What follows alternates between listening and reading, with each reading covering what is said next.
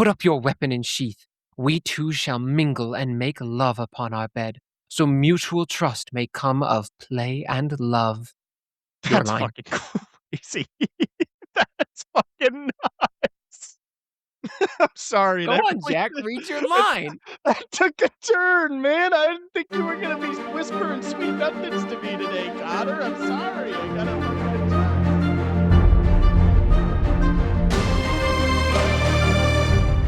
Hello, and welcome to Notes from the Oracle. I'm Connor, and together with Jack, my co-host from Cabin 6, we're going into uncharted waters as we explore the monstrous mythology of Percy Jackson and the Olympians. Book 2, The Sea of Monsters. Chapter 12. We check into Cece's Spa and Resort, which is a very literal title. Yeah. Yeah, they sure do. I can't argue with that. It doesn't even give us any of the bigger moments, because this chapter, I think, has a few whoa moments, or at least the one big one when Percy gets turned into a rodent. Spoiler alert. Yeah.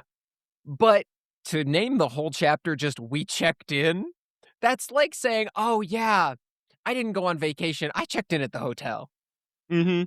I'm gonna give it a little extra cushion in terms of, like, my point total that I'd give it, because it is absurd. 1, we know they're in the Sea of Monsters now, so, like, what fucking Mhm. hotel or spa or resort are they checking into?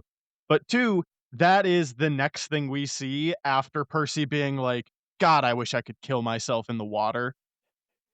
Yeah, that is So, like, that's a kind of an absurd juxtaposition that it got some points from me with for that.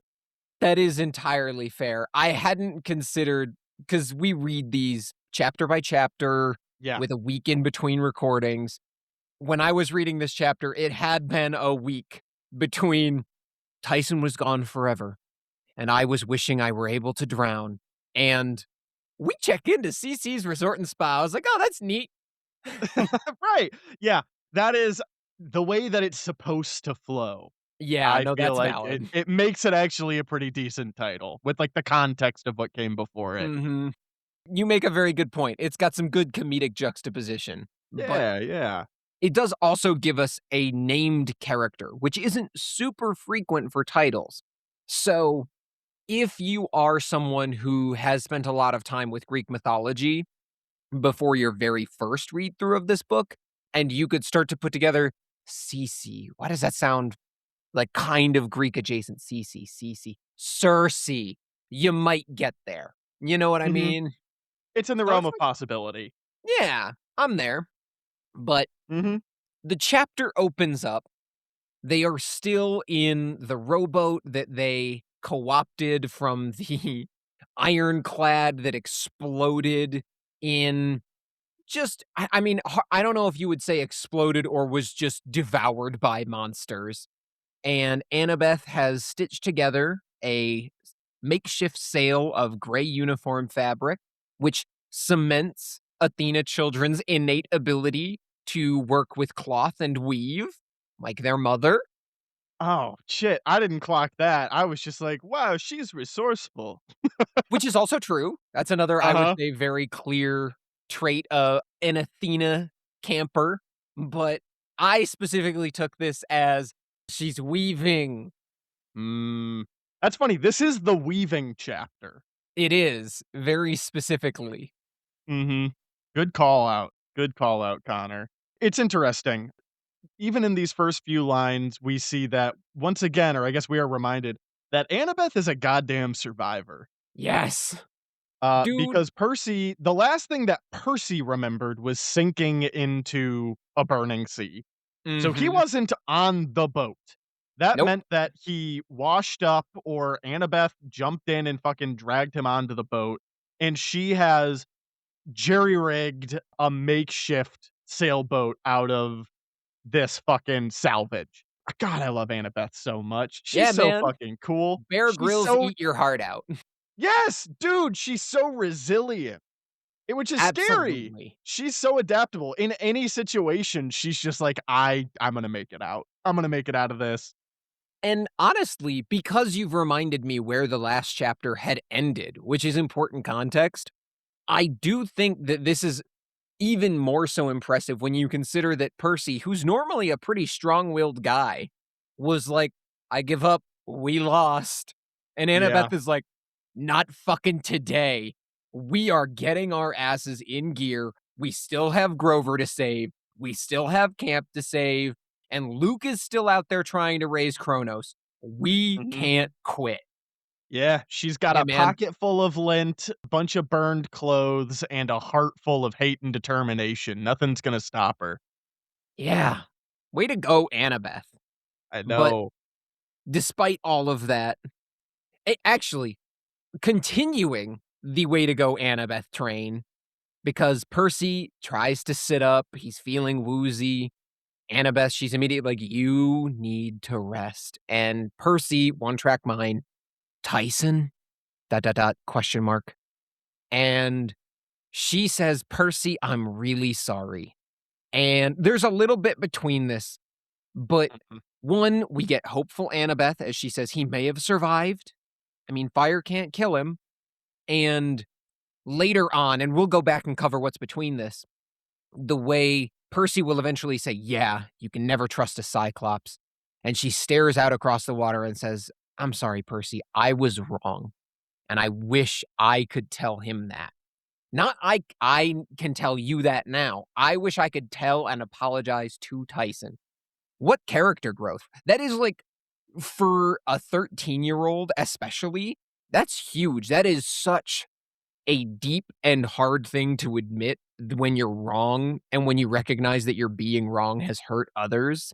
I was really impressed. Everything Annabeth does at the beginning of this chapter, and really throughout the chapter, is very impressive.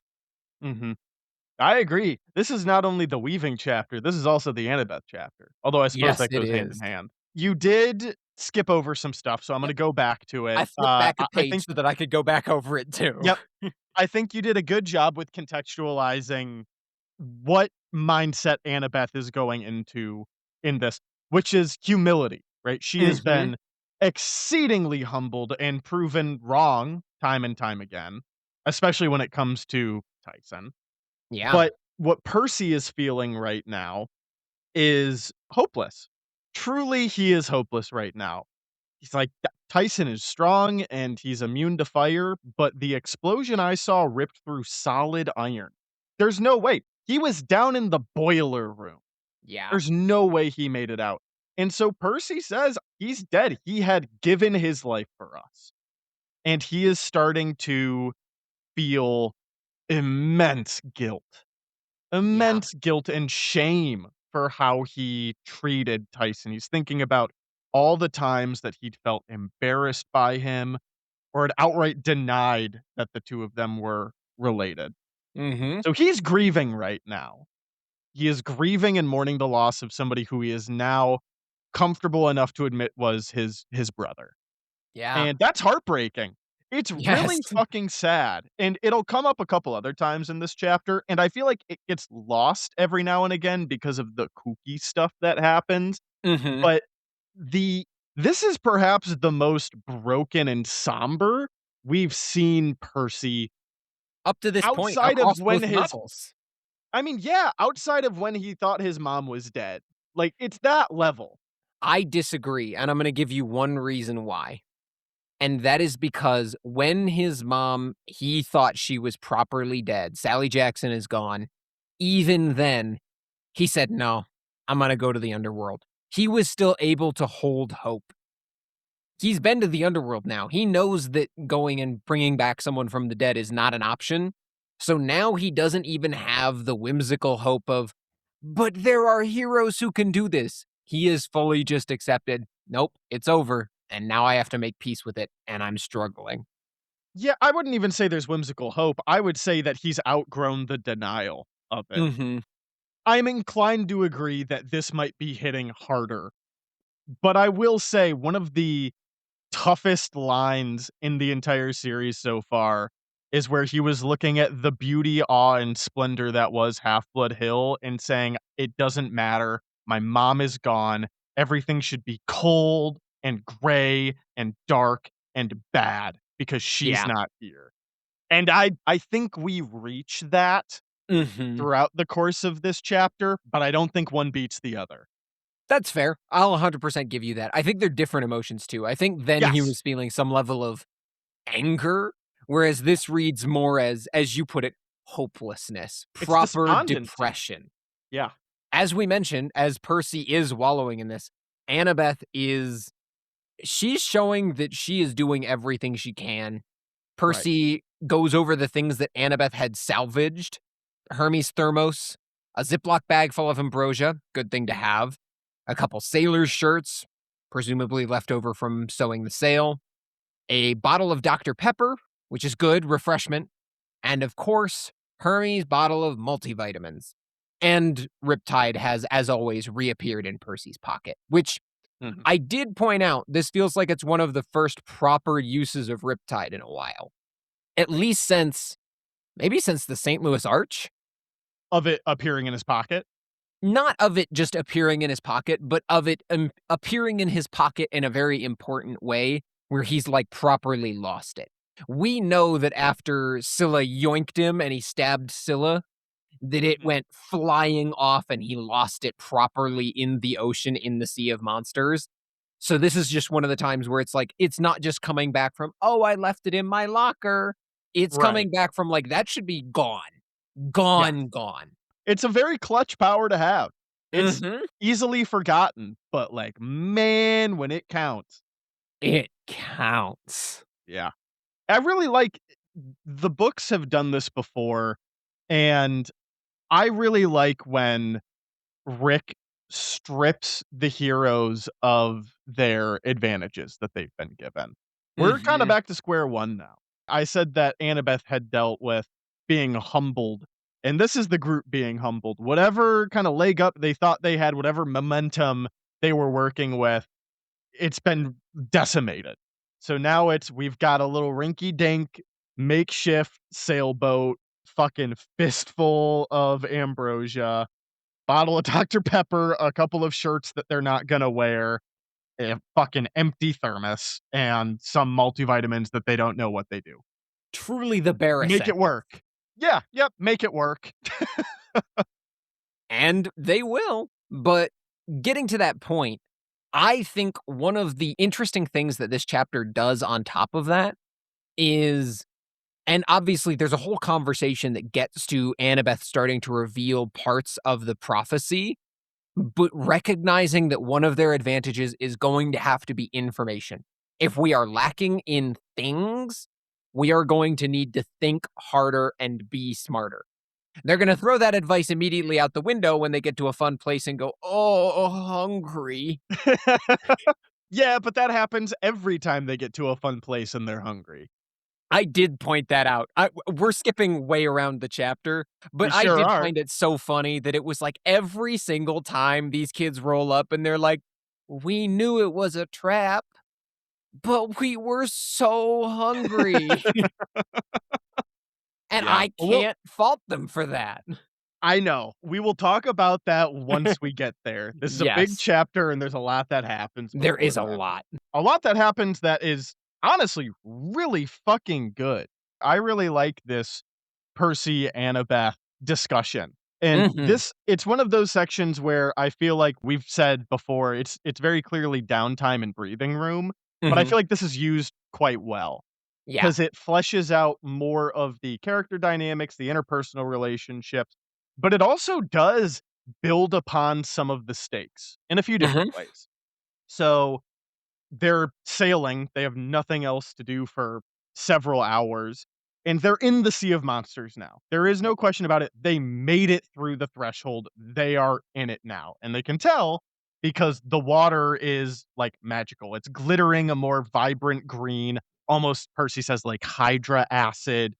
The wind smells both fresh and salty, but it's got a smell of ozone to it, like a thunderstorm was coming. There's something dangerous about. yes. Everywhere they look, it just feels unsettling. Yeah, and Percy, being the human GPS that he is, says, "I know where we are. It's impossible for me to be lost at sea, but fuck, is it lonely and fuck does it feel like we're lost."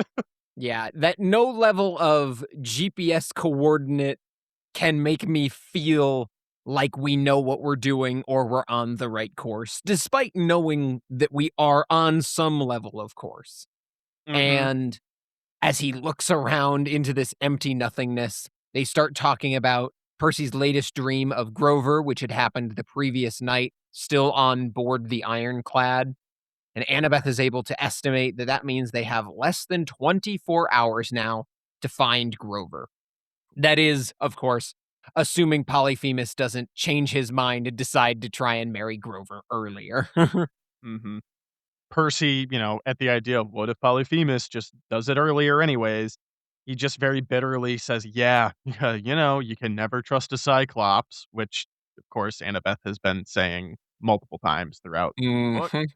And she does. As you said earlier, she looks out across the water and is clearly very wistful and just says, "I'm sorry, Percy. I was wrong about Tyson, okay? And I wish I could tell him that." And you already, I think, said all of my thoughts of the impact that this has on her character. That Mhm. is huge. Annabeth is wise, but she does have an ego. Is Mhm. it earned? Yes, of course it is. She Yeah. is usually the smartest person at any given time. So, for her to admit fault with something that she had such staunch conviction in is incredible, incredible growth on her end. And I would say what is perhaps more important, because it's cool to be able to be like, "Yeah, Annabeth said she was wrong. That's profound." It's how Percy responds, because Yes.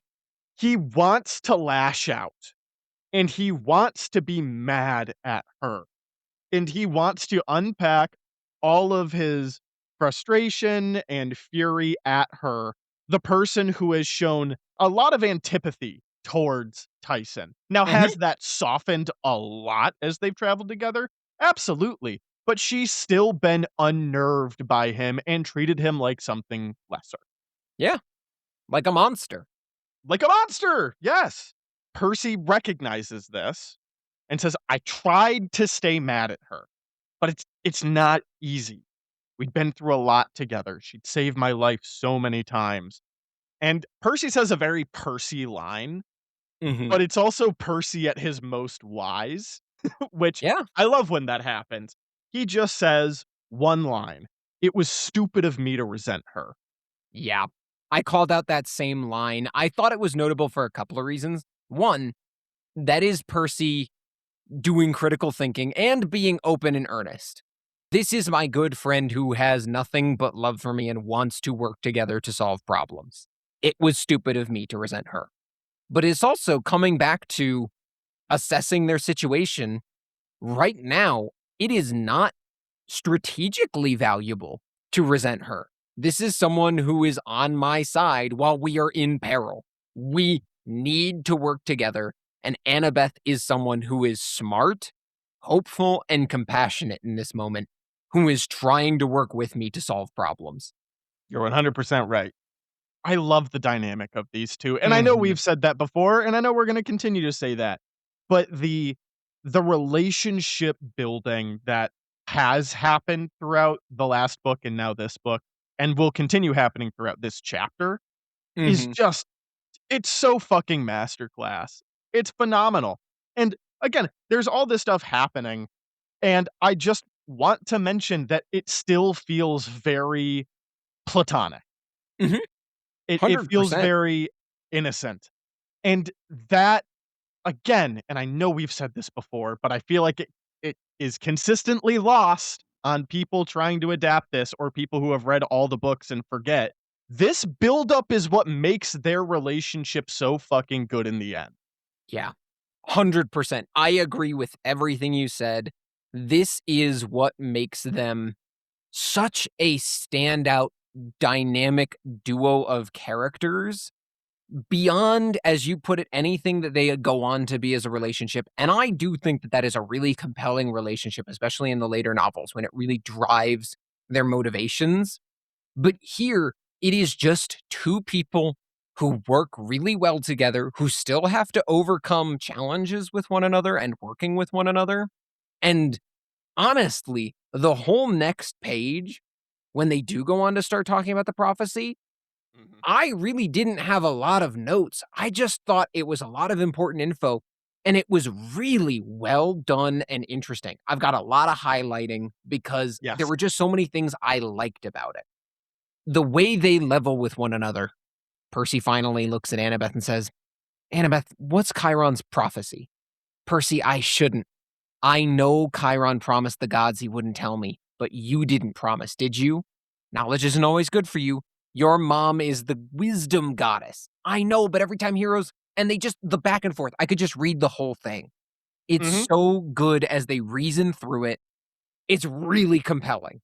Yeah. I'd hope you could read the whole thing, Connor, otherwise we wouldn't have much of a podcast. We, I all know what right, you you got mean. me on that one. I know what you mean, though. You can Hmm. hear it. The conversation, Rick does a really good job, I've said this before, of ping-ponging back and forth with dialogue in a way that is it's natural. It's snappy, but Hmm. it's natural. And this is absolutely no exception.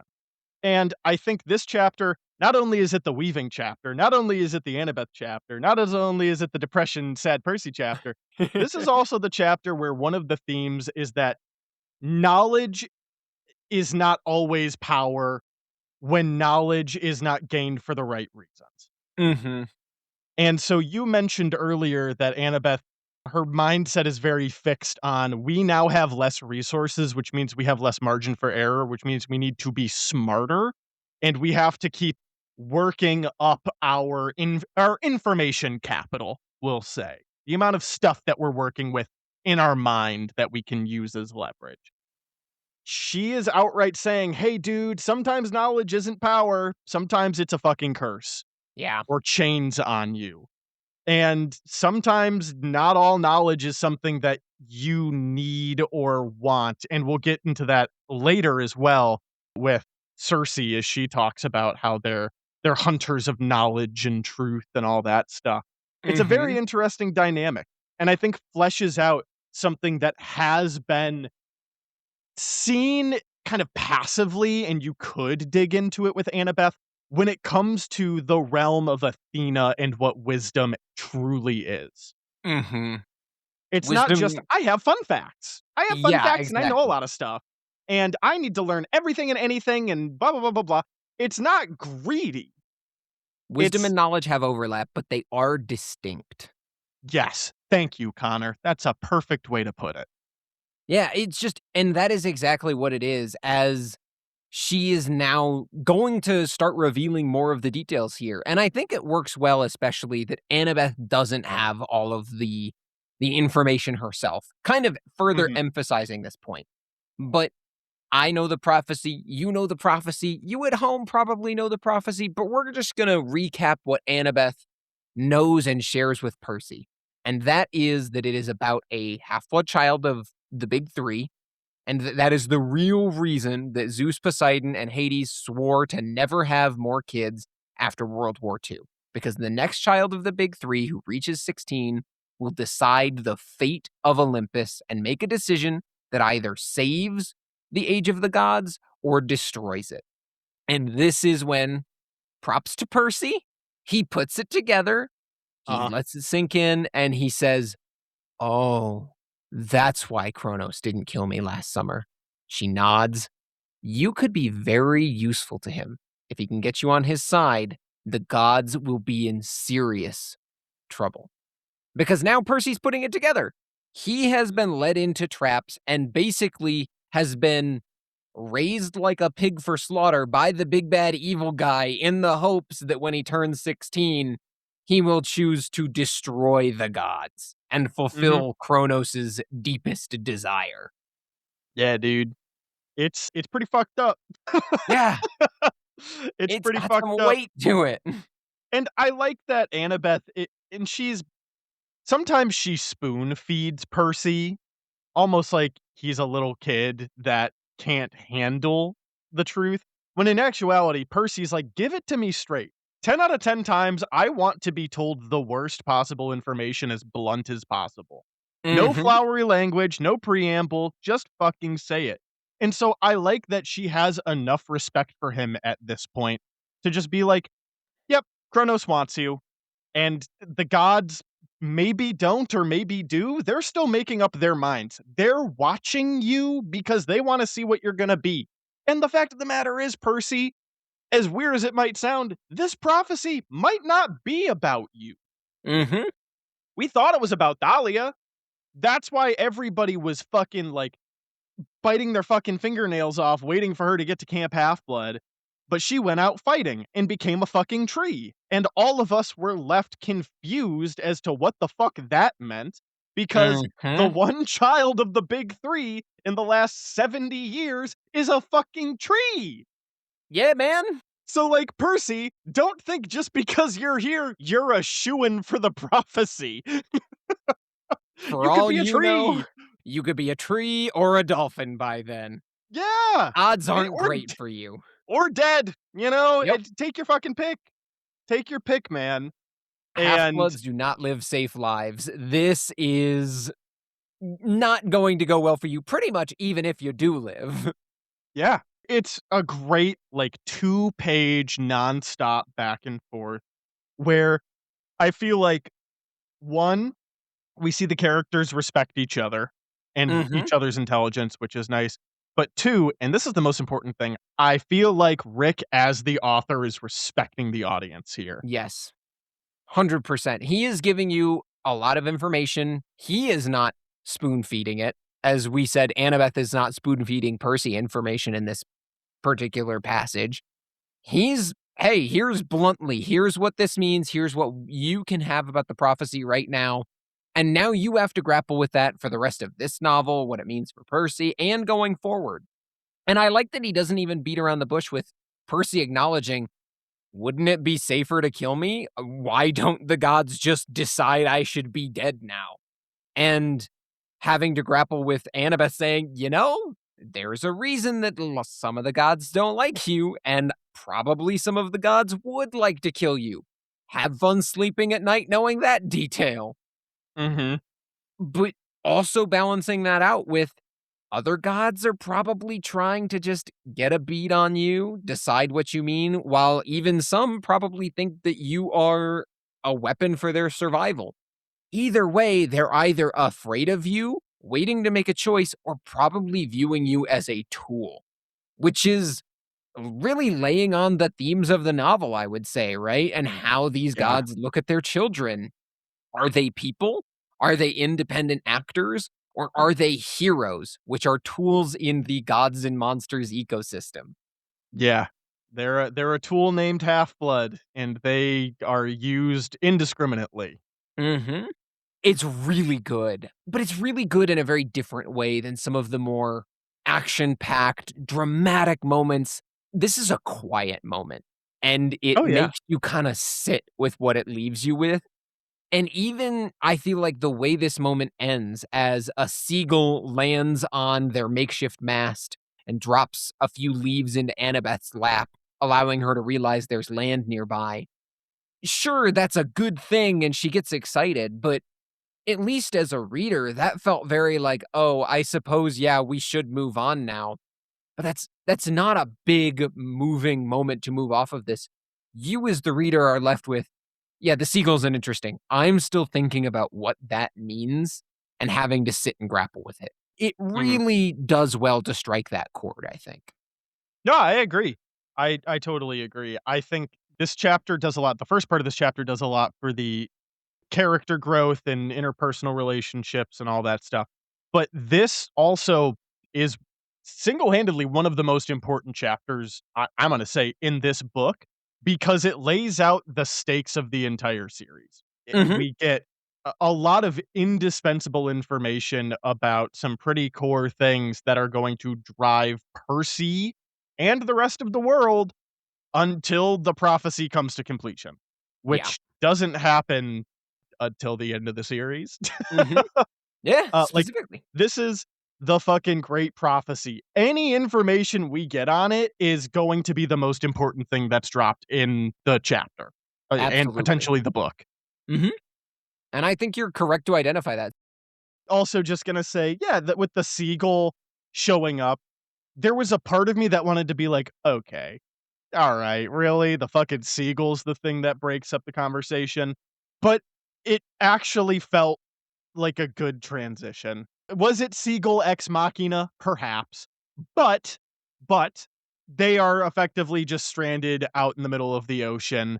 And again, even though Percy can't get lost, it's made apparent that they have been out at sea for quite some time. Yeah. So it would make sense if you saw a bird signifying land show up, you would be like, "Oh, fuck, okay, we gotta fucking go there." And as they do see land on the horizon, we get the first of the little details that's supposed to make you think, something's off here. As Percy notes that the harbor is filled with a strange assortment of boats. We're not told what that looks like quite yet, though we are told pretty much immediately after once they land. But that is like the first little bit of you should be on guard here. Something is not quite right, which I did enjoy. Mhm. I mean, for what it's worth, this is me being a little too critical, and I Mhm. recognize that. This entire next section is another one of those sections where I'm like, "Guys, are we really gonna be this fucking stupid?" Yeah. Like, you're And in the sea of monsters, and you're acting like you just stumbled upon fucking, like, Staten Island. Like, yes. no, this is it's like, "Oh, we gotta be careful. What if we share that we're demigods?" It's like, who the fuck else would be here, you guys? Yeah, in the Sea of Monsters, Right. specifically, that you have to Everybody pass through Scylla and Charybdis to get through. Everybody and everything here is of the realm of gods and monsters. I understand not wanting to share who you are and keeping your cards close to your chest in case they want to fucking kill you. That's fair, but they never show it that way. They show it like they're being like, "Oh, we gotta be careful. You tell people you're a demigod, they think you're crazy." Yeah. It's like, What if "What? they think Are we're you not dumb?" regular mortals? I Oh, know. no.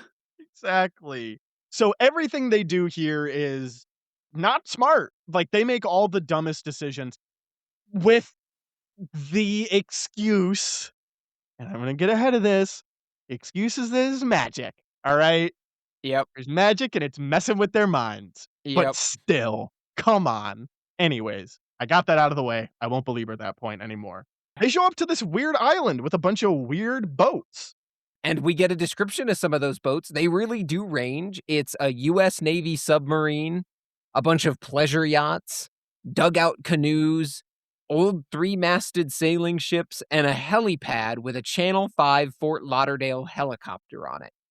And even a World War II fighter. Percy, I was just giving him credit earlier in the chapter, and I didn't bring it up, but, he was asking good questions as Annabeth was talking about the prophecy, and now he's like, "Maybe they were replicas for tourists." In the Sea of Monsters? Friend, eh, sure, they're replicas for tourists. Yeah, man. I'm shaking my head, you fucking idiot. You Yeah, fucking dumbass. And just after I give him credit, he always I does this. know. He always does this to me, Connor. I say, It's "Wow, literally every Percy's being time. pretty he's being pretty smart," and then he gives himself a fucking lobotomy or something. Ugh. Well, and even Annabeth doesn't be like, that's suspicious. What they're suspicious of is a clipboard lady walking up and saying, "Is this your first time with us?" And as they're like, she goes, "Perfect. First time at spa. Let's see here." And starts writing them down for what they're going to need at the spa. She decides that, an herbal wrap to start for the young lady, and of course, a complete makeover for the young gentleman. Which, I see what you did there, Rick. I know. It's funny. Again, something weird's going on. Percy's response did make me laugh. It's just, "Yeah, a complete makeover for the young gentleman." "A what?" Just got me. She keeps going along, she's jotting down her notes, too busy to answer. And she goes, "Right!" She's got a breezy smile. "Well, I'm sure Cece will want to speak with you personally before the luau. Come, please." She starts ushering them, and Percy says, "All right, I feel like this was Rick talking to me specifically." He said, "Now here's the thing. Annabeth and I were used to traps, and usually those traps looked good at first. So I expected the clipboard lady to turn into a snake or a demon or something any minute. But on the other hand, we'd been floating in a rowboat for most of the day. It was hot. tired, and hungry. And when this lady mentioned a luau, my stomach sat up on its hind legs and begged like a dog.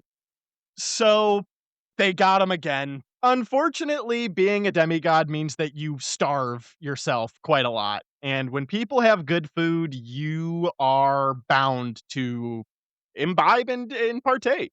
So they follow away. Yep. Annabeth mutters to herself, I guess it couldn't hurt. It could. It It could, absolutely could hurt, and you Annabeth. knew it. And the fact that you muttered it said you knew that when you said it. But sure, Uh huh. you just went with it. But that's her tummy talking. All right. Mhm. I do like that what Percy is doing here is he is absolutely keeping himself guarded nonetheless, and that guard is gonna drop, but it's also Rick subtly being like, "What does Percy have on him? Multivitamins, Riptide. Keep those in mind. He's Mhm. got multivitamins and Riptide." Yeah. Yep. Yeah. In case you were wondering what we're going to be using this chapter. Exactly. I just found it so silly. It's one of those moments where it's like, "Okay, hello, middle grade fiction. How many times have we mentioned that?" Because I counted. At this point in the chapter, we've already mentioned the multivitamins 3 times, which I isn't, know. like, that much, but it's enough that it's kinda beating you over the head with it. I know. Enough to where you're like, what is it with these fucking multivitamins, man? You mentioned Exactly. them once when you got them and then never again. Why does it matter now? Which I don't think it's necessarily supposed to be a surprise that they're gonna be used, but it did Mhm. have me scratching my head like, wait, what the fuck are they going to do with them? Because I couldn't quite remember. Now, Mhm. I've said before, there are certain things in this book specifically that I do remember vividly. And there is a section coming up that I recalled very vividly, which then sparked, "Oh, wait, that's what the vitamins are for." I know what those are for. Yep. Alright. When Annabeth said, "I guess it couldn't hurt," I didn't clock this until right now. Percy does say, "Of course it could. Of Yep, he course it could does. hurt." So, good to know that it's not being totally just, like, forsaken and put to the wayside. Rick just outright said, "Yeah, no, they're being fucking ridiculous right now." Yeah, he hangs a lampshade on it, Uh-huh. and it's okay. I think the lampshade makes it better. You think so? I guess. I think it makes it better because I think it specifically says Percy knows, "Is this dumb? Yep, but I'm hungry." And unfortunately, this place is pretty fucking cool. Yep. This We place is get pretty dope. we get a pretty cool description of it. Percy says the place was amazing. There was white marble and blue water everywhere he looked. Terraces climbing up the side of a mountain with swimming pools on every level, connected by water slides and waterfalls and underwater tubes you could swim through. Which does sound like what I was promised Great Wolf Lodge in Kalahari would be as a kid. Not nearly as good. Not nearly as exciting. This sounds What? awesome. What are you talking about? They had the bucket. Yeah, the bucket They that had kinda the bucket. hurts. Yeah, the bucket that hurts you with the water. Yeah, you got it. Yeah, I get it. No, it's beautiful. Fountains are spraying into the air, forming impossible shapes like flying eagles and galloping horses. And then Percy stops. There's a break in the paragraph, and he says, Tyson loved horses, and I knew he'd love those fountains. I almost turned around to see the expression on his face before I remembered Tyson was gone, which is so incredibly sad. This chapter, it really does go out of its way to remind you that Percy is just sad and depressed at every opportunity. Yeah. Yeah, he's emotionally really at his lowest. And Connor, I don't know if you've ever been in the position where you have lost somebody or maybe not been able to have somebody with you that you love or want near, where something happens and you want to share it with them, or something happens and you instinctively go to share it with them, but they're not there. And it fucking sucks. God, it Mhm. hurts. Yeah.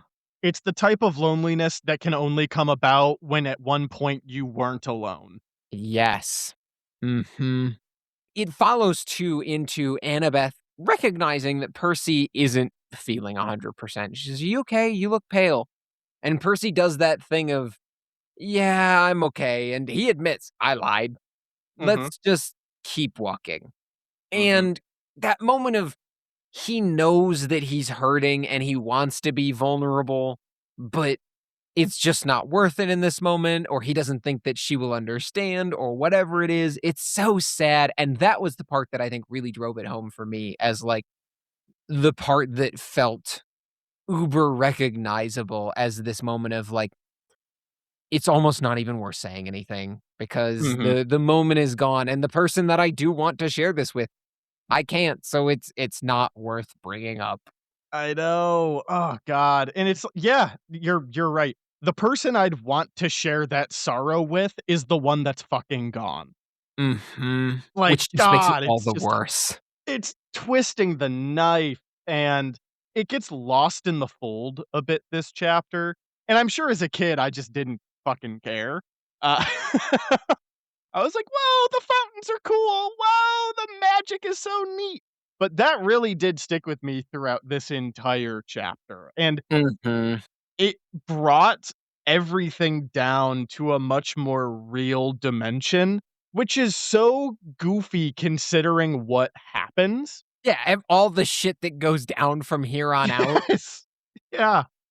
The tonal shift from being in the little lifeboat to on Cece's island is incredible, and I say that with the full acknowledgement that Rick does a really good job of bridging it, I feel like, actually. Like, it's well executed in that way.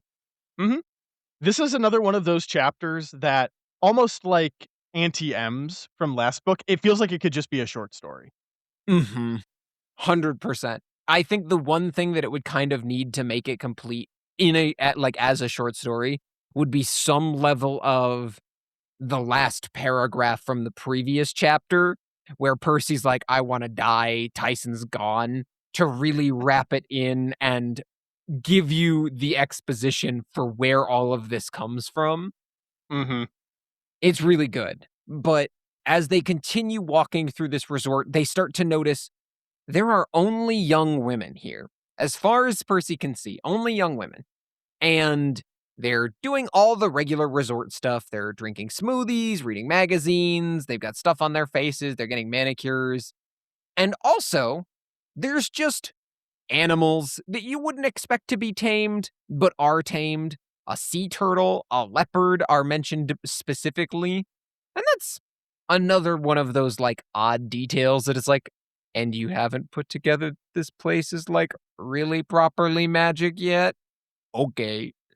Yeah, I mean, I would have seen the fountain and been like, "Oh, that's crazy magic." And at Nah, I've that seen point, those before. I feel like I would have clocked that. But yeah, there's a sea turtle specifically napping in a stack of beach towels, which is adorable. And then Mhm. a leopard, a jungle cat, stretching out asleep on the diving board. So nobody On can this use island, that. by the way. On the Yep, island. yep. There's this weird kind of meshing of nature and the modern, and this is some of that old nature magic. This detail caught me, and I will explain in today's myth section as to why. But Percy notes they head up a staircase, and as they're heading toward the main building, he hears a woman singing. Her words are in another language other than ancient Greek, but just as old, Minoan maybe, and he can understand bits and pieces of it, what it's about, even though he can't understand the exact words. It's about moonlight in the olive groves, the colors of sunrise, and magic. Something about magic. And he notes that her voice made him want to lift off the steps and carry toward her.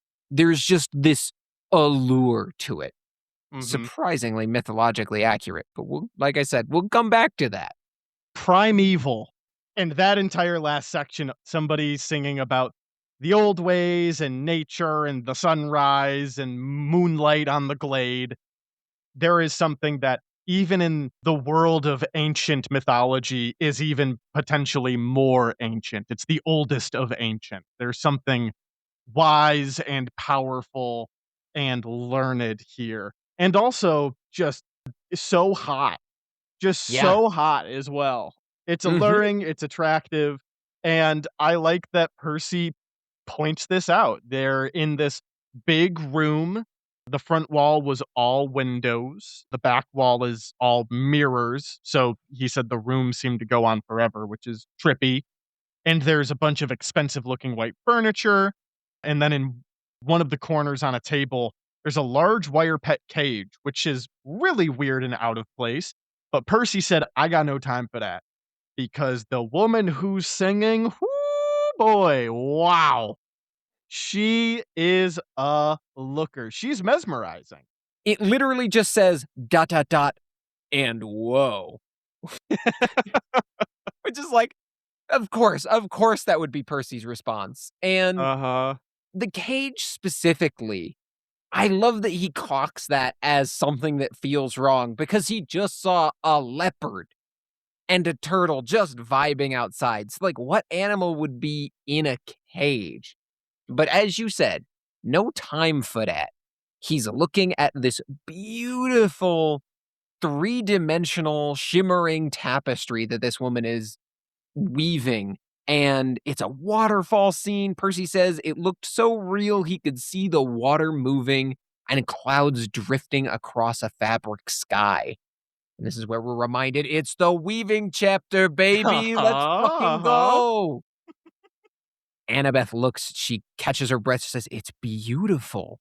And now we get a proper look at this woman. She turns, and Percy says she was even prettier than her fabric.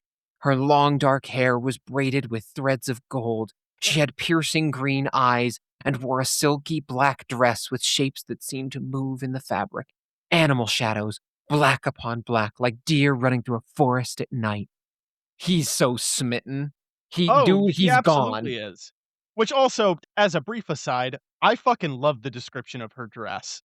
That's the kind of shit that I'm here for, Rick. Give me more Yeah. of that.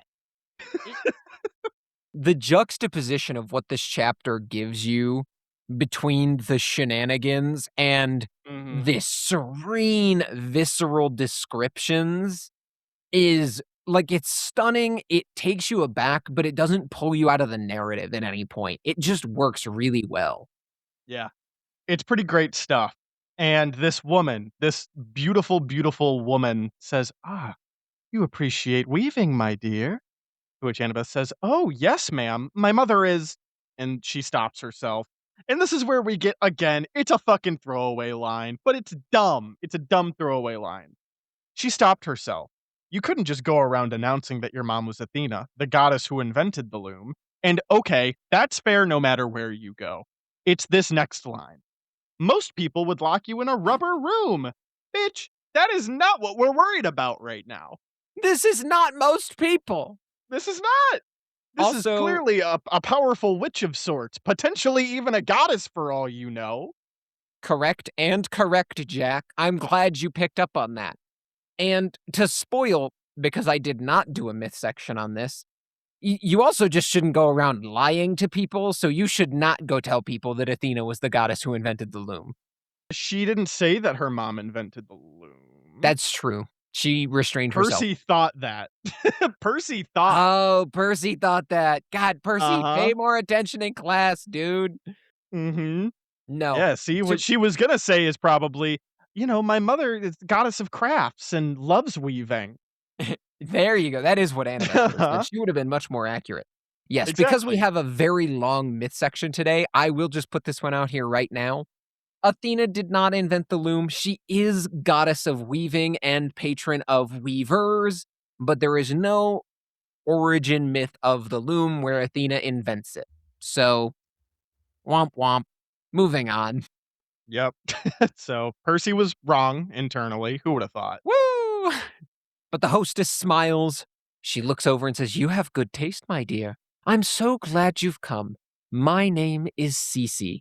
And right as she says this, the corner cage just erupts with squealing. Percy says they must have been guinea pigs from the sound of them. Crazy call out. I didn't know Poseidon was god of guinea pigs. He just knows. Maybe he had one in kindergarten. He knows that little "reet, reet, reet" noise that they make. It's pretty distinct. I love this moment where he says, "We introduced ourselves. She looked me over with a twinge of disapproval, as if I'd failed some kind of test. Immediately, I felt bad. For some reason, I really wanted to please this lady.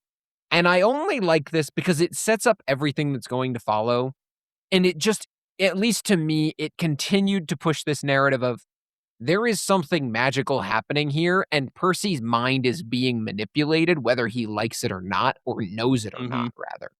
Yeah, it's the power of being in the presence of a powerful woman and wanting to impress her. I get it, Percy. I understand implicitly and explicitly. There's nothing quite like it. Yeah, but she says, "Oh You're just dear." gonna you're like, "Yeah, dude, that's fair." Yeah, I also quite like it. I what do you want me to say?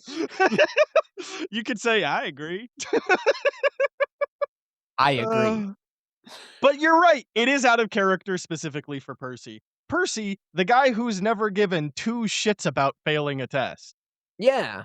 It just sets you up for what you're getting at, and there's other, like, little things that are just gonna be weirdly incongruent for the characters. The moment that she's like, "Hilla, take Annabeth on a tour, will you?" And she starts taking Annabeth away, and Annabeth says, "But," and she, or actually, that's because she starts saying her hair needs work, and Annabeth's like, "But what's wrong with my hair?" And that also is so out of character. One, because Annabeth would never split the party unless absolutely necessary. But two, Annabeth is another person who's like, "Why are we caring about my visage here, my appearance? We are on an important quest." And yet, she follows. She goes along with it. All of it, it just, the characters feel so incongruent, but in a way that really hammers home, again, that they're being manipulated, not that Mhm. this is internal thoughts to them. This isn't how they perceive it themselves. This is some external force putting these ideas in their head.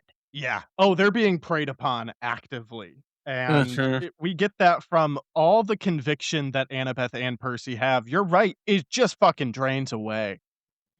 It's very fascinating to see. You're right, when they mention her hair needs work, she just goes, "But" dot, dot, dot. Annabeth's voice sounded hurt. "What's wrong with my hair?" And Cece smiles benevolently. "My dear, you are lovely, really. But you're not showing off yourself or your talents at all. So much wasted potential." And Annabeth just goes, "Wasted?" It's like, "Well, surely you're not happy the way you are. My goodness, there's not a single person who is. But don't worry. We can improve anyone here at the spa." And it's just It's like predatory behavior. it's really manipulative and predatory. And I like this, the line after where CC once again says, "You, my dear, need to unlock your true self." And it's specifically described, Annabeth's eyes glowed with longing, which I think was very purposefully chosen. And Percy notes, even in this kind of weird, semi-lucid state, I'd never seen her so much at a loss for words. Yeah. I think it just really hammers home yet again that this isn't their natural character. They Mhm. are off. Everything about this island is designed to put them off, make them feel safe, and allow them to be in this suggestive state. Yeah. I was gonna say, I don't even necessarily know about make them feel safe. Makes them feel vulnerable. Yeah. No, that's a much better way to put it. It is to drive home their deepest fears about themselves and be self-conscious. And Mhm. as the chapter continues through here, we also get another mention that the guinea pigs are squealing like they're hungry, which is a little interesting subversion of, yeah, like they're hungry. That's definitely what it is. But as the chapter continues, this is another moment, and I mentioned this earlier this chapter, where I'm reminded that this is middle grade fiction, because suddenly we're going to get into a lot of, at the age where people are intended to read these books, you're going through a stage of life where you are building an identity. And that identity is in some part precluded by your personal visage and how you look. And I think this does give a good message of, we're going to show you that you can be insecure, but that your insecurities and the way you look is not exactly a reflection of who you are inside. It is a completely different thing, and people will use that to prey on you. And it's an interesting message that I think I felt like didn't really resonate with me now, but I feel like would have really resonated with me at that time in my life. Yes. One of the notes that I put during this next section is like, I remember all of this. The Mhm. self-esteem being at just an all-time low, feeling uncomfortable with yourself and awkward, and just generally speaking, not super jazzed with being in your own skin. This was the section that I remembered crystal fucking clear. I Mhm. mean, clear as day. And that is more proof to your point that this is foundational and important for middle grade fiction students, whatever, children to read because it Mhm. stuck with me as an important foundational part. There's a part where Percy sees Annabeth at one point, and she's all dolled up and conventionally, I'm sure, looks great. And Percy's like, I would be tongue tied. Like, she looks phenomenal, but something's off. It's not her. It isn't Annabeth. Yeah, 100%. And you mentioned that this chapter feels like it's another one of those chapters that can be a complete story, a short story from beginning to end. And I think this is part of what leans into that. This isn't a theme that we'll see many other places in the novel or really across this first series too frequently. Obviously, it kind of crops up here and there. But as far as this book, this is like the only place. And so it has this full arc within itself where Cece pulls Percy in front of a mirror after Annabeth leaves, and she just lets him there. She doesn't say anything, but it just says that her voice brings all of these things to mind as she says, "You see, Percy, to unlock your potential, you'll need serious help. The first step is admitting that you're not happy the way you are." And he starts to judge every aspect of his appearance: zits, teeth that aren't straight, the way he looks, that his clothes don't fit right, all these things. And going from this beginning of Percy having this self-doubt creep in and this frankly, I feel like it is like a self-loathing and a disgust with himself that will, by the end of the chapter, morph into, "Oh, that is not what makes me good, and that is the projections of an external person. What makes me Mhm. good is that my friend cares about me and wants to save me and values me as the person I am." It is a full and complete arc within this one chapter, and I do think that works really well. 100%, man. Reading this section of Percy, just like you said, being put in front of a mirror. That's it. Mhm. Mhm. It's mentioned that Cece might be chiding, or maybe it was just her initial voice that kept kind of ringing throughout Percy's head, reverberating, amplifying these negative thoughts that he has about himself. It's uncomfortable and sad to read. He says, part of me thinks like, who cares? But standing in front of the mirror, it was hard to see anything good in myself, which I'm sure compounds with the fact that he's already not in a great fucking spot mentally, Yeah. which I'm sure is making him a lot more susceptible to this stuff. But he has been brought to a very vulnerable space mentally. And CC, like a predator, says, there. How about we try this? And all of a sudden, she makes it all better. She snaps her fingers. There's a sky blue curtain that rolls down over the mirror. It shimmers like the fabric on her loom. And then Cece, I can just imagine her like hands on the shoulders, kind of kneeling down behind his ear. Says, what do you see? And he looks at the blue cloth. He's not quite sure what he means. And he says, I don't. And then it changed colors and he sees himself, a reflection of himself, but not quite a reflection. Shimmering on the cloth was what he describes as a cooler version of Percy Jackson, with just the right clothes, a confident smile on my face. My teeth were straight, no zits, a perfect tan, more athletic, maybe a couple inches taller. It was me without the faults. And he's taken aback by this. Lets out, he says, "Whoa, I managed." Like, that is all he could get out. He is seeing superficially the thing that he thinks he wants in this moment. Yeah. Jack, I as I read this, I had a brief moment where I forgot that this was written in 2006. Uh-huh. I looked up a fact for this and I wrote it in my book. Do you know when Instagram was created and released to the public? It definitely was not when this book came out and being written. Mm-mm. I'm gonna say Instagram probably, like, what, 2009, 2010? Bang on. So this book was released in 2006. Instagram came out 4 years later in 2010. But I really feel like this passage through here rings especially true today in the age of social media when you can pull out your phone, take a picture of yourself, and swipe on as many different filters as you want. Or, Mm, fuck, dude, now in 2026, you can submit a photo of yourself to AI and tell it, make me look different. yeah. It's very poignant to see this version and Riordan present this theme to children with the idea that you can artificially change yourself and it will make you happier in a moment, but it is going to make you feel far worse in the grand scheme of things. Mhm. Maybe that is projection from a more modern audience to when this was, but obviously beauty standards have always been something problematic, or at Yes. least for a very long time. So it's just the idea that Rick was able to predict this down to the idea of a mirror that reflects a false version of yourself. That's what it is. You can swipe and put the filter on before you take the fucking photo. Like, it is, I think, something that people need to be more aware of because we've described this island as manipulative and predatory. Mhm. And frankly, I think this is a good analog for social media being It is. manipulative and predatory.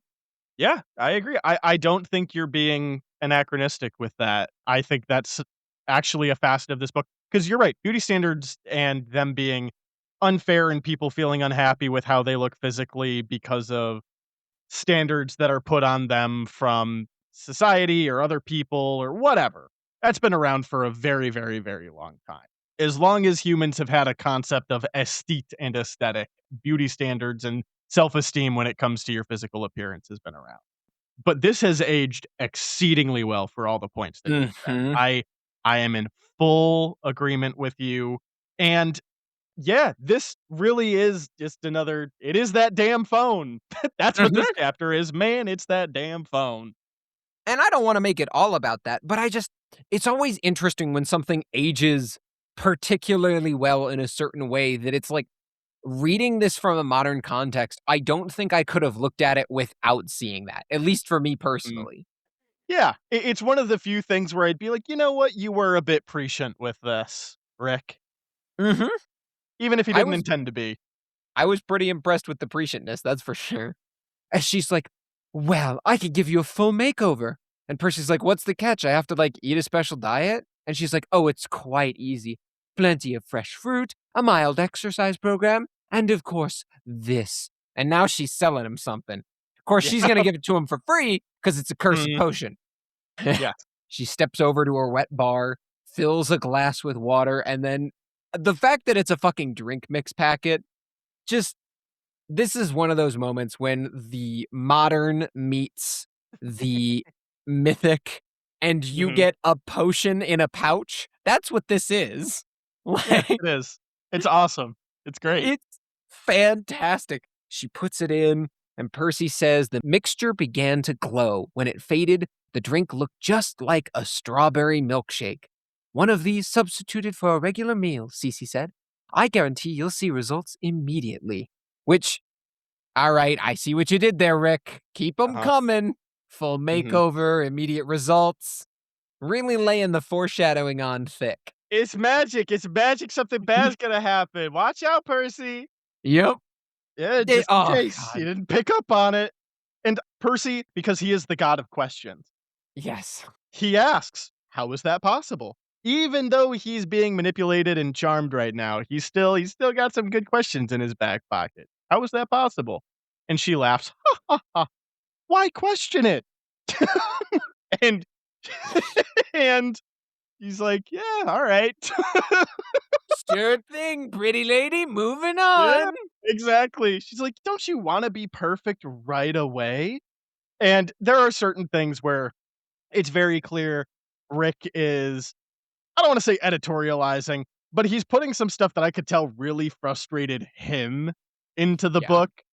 Like, how in the first book, there was an evangelical preacher that was, like, burning in the fucking pits. This is now he's like, "Man, I'm tired of all these fucking health nut grifters that are trying to sell something to people who are desperate that won't work for them. They're gonna take a bunch of their money, and then they're gonna be more upset at themselves that the so-called miracle diet that they've been given didn't work, and if anything, made them more unhealthy along the way, which will only make them more upset at themselves." Yes. And Jack, I'm so glad you pointed that out because I was trying so hard not to bring this up. They completely redo Cece's Island for the show, and they remove all of this. They Really? remove all of this. They yet again have taken something that said something political, not even political. It's just a fucking true statement. Yeah. Grifters are evil and scammers are evil, and they're gonna try and manipulate you to sell you something that, as you said, will only make your life worse. And they removed all of it. And maybe I'm just going on a rant here. Maybe this all ends up on the cutting room floor, but it really fucking pisses me off that they went out of their way to remove every important message from this and cleanse it away to make it palatable for mainstream audiences.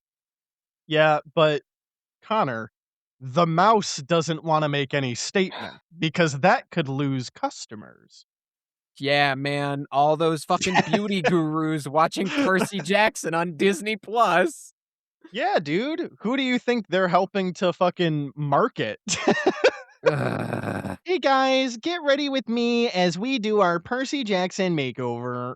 Yeah, man. So that's just you make a very good point, and I fully agree that like it is specifically, I think, Rick calling out his gripes with these people, and Mhm. I think that's important and it's I agree. interesting. And the fact that it's cleansed from the show is very disappointing. But I thought you might have been leaning into the fact that Percy says something nagged at the back of his mind.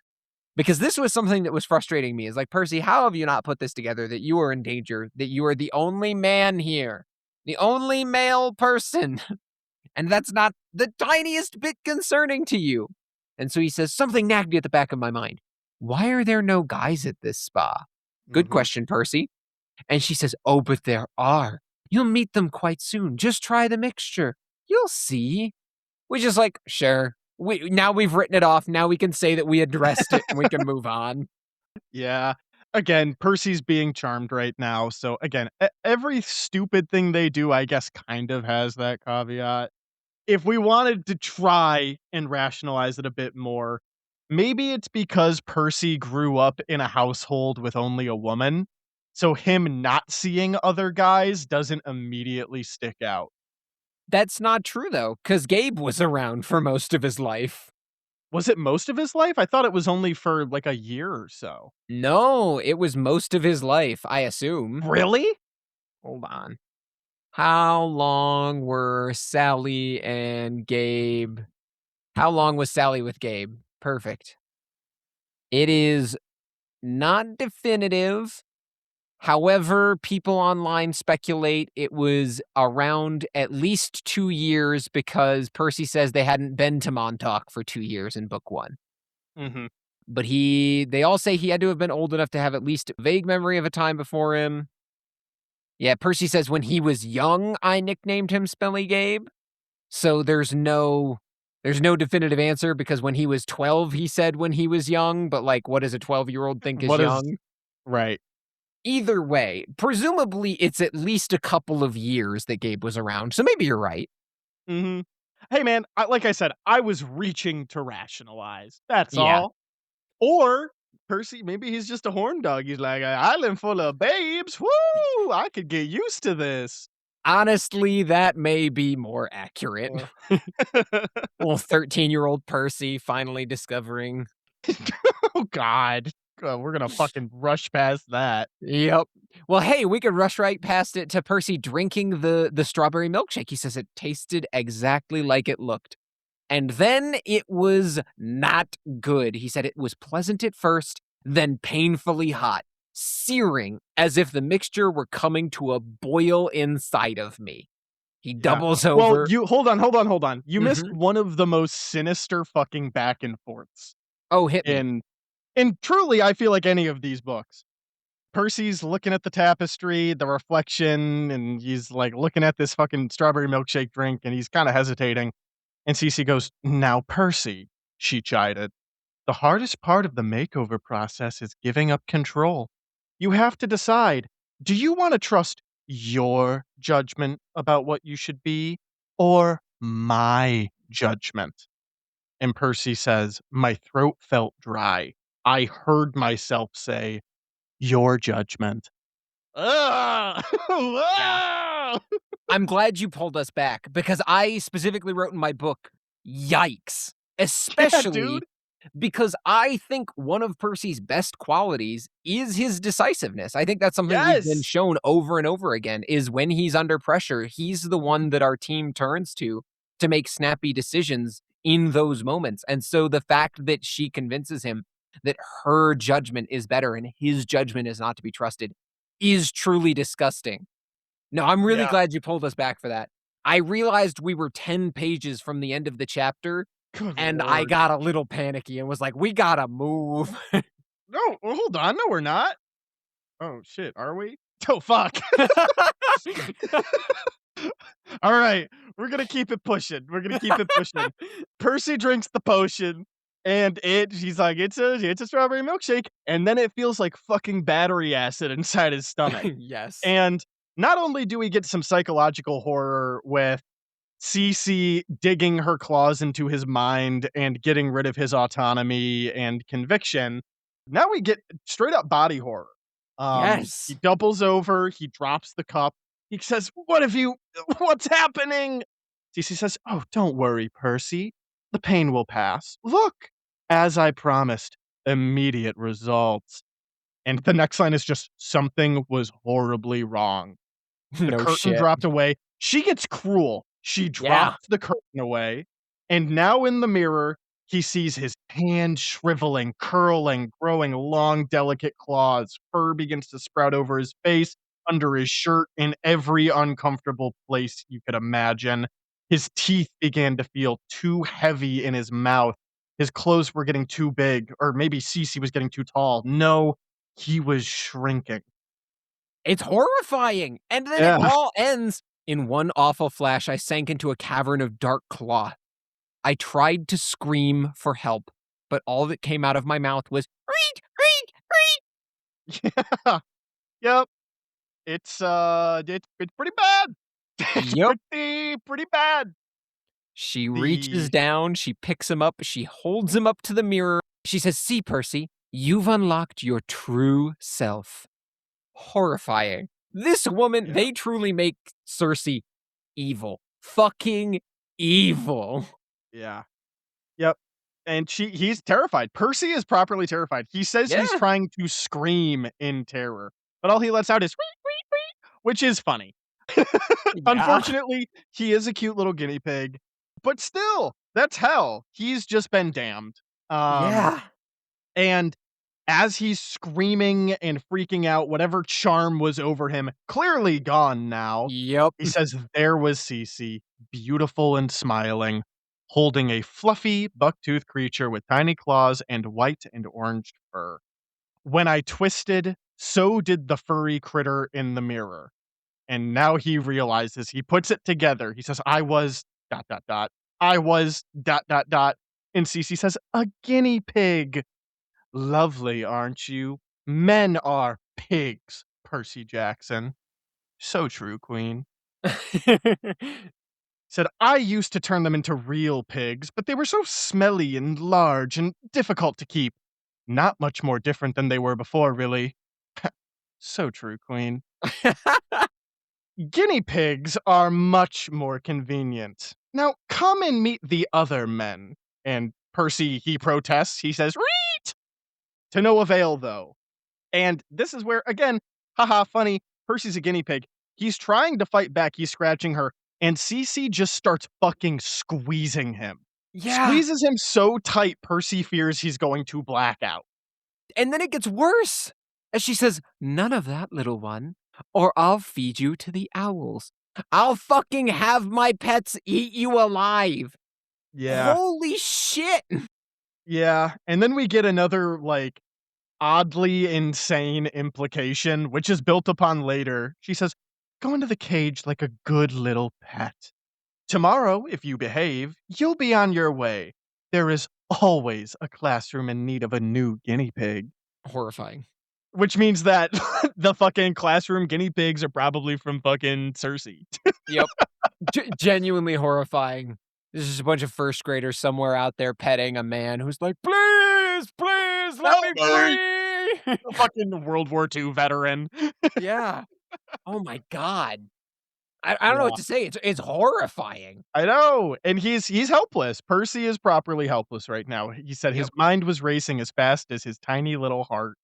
He needed to get back to his clothes because they're on a heap in the floor, but, hey, he could get riptide out and, you know, tie his Something. hair, something. I mean, he couldn't uncap the pen, and even if he did, then he'd just be a guinea pig with a full-size sword. It's not like he could do anything with that. And so he just keeps squirming as he is wrenched over to the guinea pig cage. The wire door opens, and she just raising the fucking nightmare levels. "Meet my discipline problems, Percy," she warned. "They'll never make good classroom pets, but they might teach you some manners. Most of them have been in this cage for 300 years.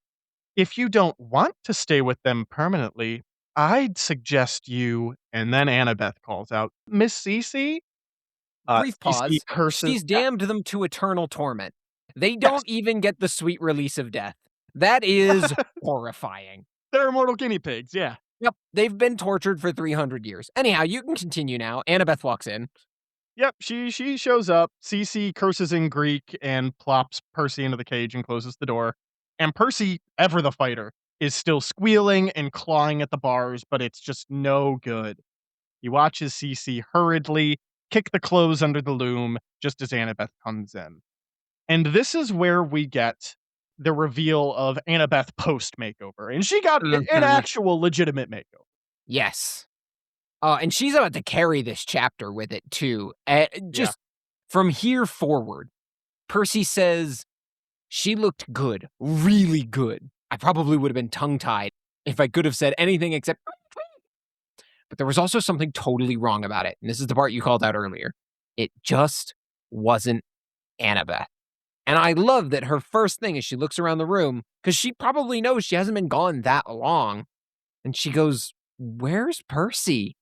He's screaming a guinea pig in the corner, but Annabeth hasn't Yep. noticed yet. "Not to worry. You look wonderful. What did you think of the tour?" Annabeth's eyes brighten. She's talking about the library. And Cece says, "Yes, we have the best knowledge of the past 3 millennia. Anything you want to study? Anything you want to be, my dear?" And now we're starting to get to the point where the mythological veil, which has barely been there, but we're fully Yeah. dropping it now. Uh-huh. A- Annabeth says, "An architect." And Cece says, "Pah, you, my dear, have the makings of a sorceress like me." Annabeth takes a step back. "A sorceress?" First mistake. You tried to tell Annabeth what to do. Yeah, she's defiant like that. Mhm. So Cece holds Yep. up her hand, a flame appearing in her palm. She casts prestidigitation. It dances across her fingertips, and she says, "My mother is Hecate, the goddess of magic." We'll come back to that. "I know a daughter of Athena when I see one. We are not so different, you and I." Classic villain talk. "We I both know. seek knowledge. We both admire greatness. Neither of us needs to stand in the shadow of men." And Annabeth at this point is like, "Oh, you're starting to say some crazy shit." I love that this is where Annabeth's like, "Now hold on. I'm Mhm. not stupid, and that's crazy talk." Yeah, I mean, Cersei, you got a lot of based opinions on the patriarchy, alright? And I get that, and I respect the fuck out of that. But this is where we start getting into the realm of, again, what kinds of knowledge there are. And I have Mhm. no doubt that Cersei is a purveyor and collector of knowledge, but she is I get the sense, a hoarder of it and uses that knowledge for her own personal gain. Yes, definitely. It is purely intelligence, not wisdom. And this is where we see the split, where she is technically right. Annabeth does seek knowledge. She Mhm. does admire greatness being a pretty broad term, but yeah, they have a respect for that. And Annabeth does want to stand on her own. Not just a matter of I don't want to stand in the shadow of men. She wants to stand as Annabeth, period. So she's appealing to, at a surface level, what Annabeth would want. And Yeah. again, I think that's the main term. She's appealing to the surface level. That's all Mhm. she's done. She feels like she knows Annabeth and is trying to manipulate her based on this surface level read, and it's not going to work because she's not actually getting at what Annabeth truly desires: wisdom and understanding and utility of knowledge. Mhm. And honestly, I thought full next section here, one, Annabeth is the goat in this chapter. She does amazing. But two, it's a really interesting breakdown of, I felt like, a a perspective into what feminism should be or could be, because we're going to start seeing Circe be oddly anti-feminist despite projecting herself as someone who's, oh, women are better, men get all the glory. She tells Annabeth, "You are too intelligent, my dear. You know better than to trust that silly camp for heroes. Stay here with me." Oh, this is right after she said, "Stay with me, study with me, join our staff, become a sorceress. You will become immortal." Which I will briefly point out, frequently an offer turned down. Annabeth goes to protest, and this is when she says, "You were too intelligent." And then she says, "How many great female half blood heroes can you name?" And Annabeth immediately is like, "Atalanta, Amelia Earhart," and she cuts her off.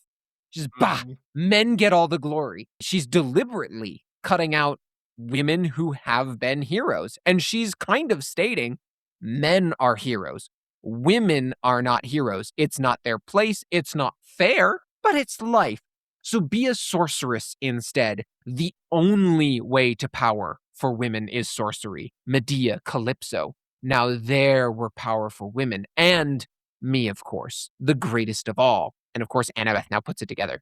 But before we move on, that is the part where I was like, it's really her stepping in and saying, you have to do it my way. My way is correct, and all these other women who have succeeded at being heroic, how dare they do a man's job? How dare they deign to do the Mm. same thing as a man?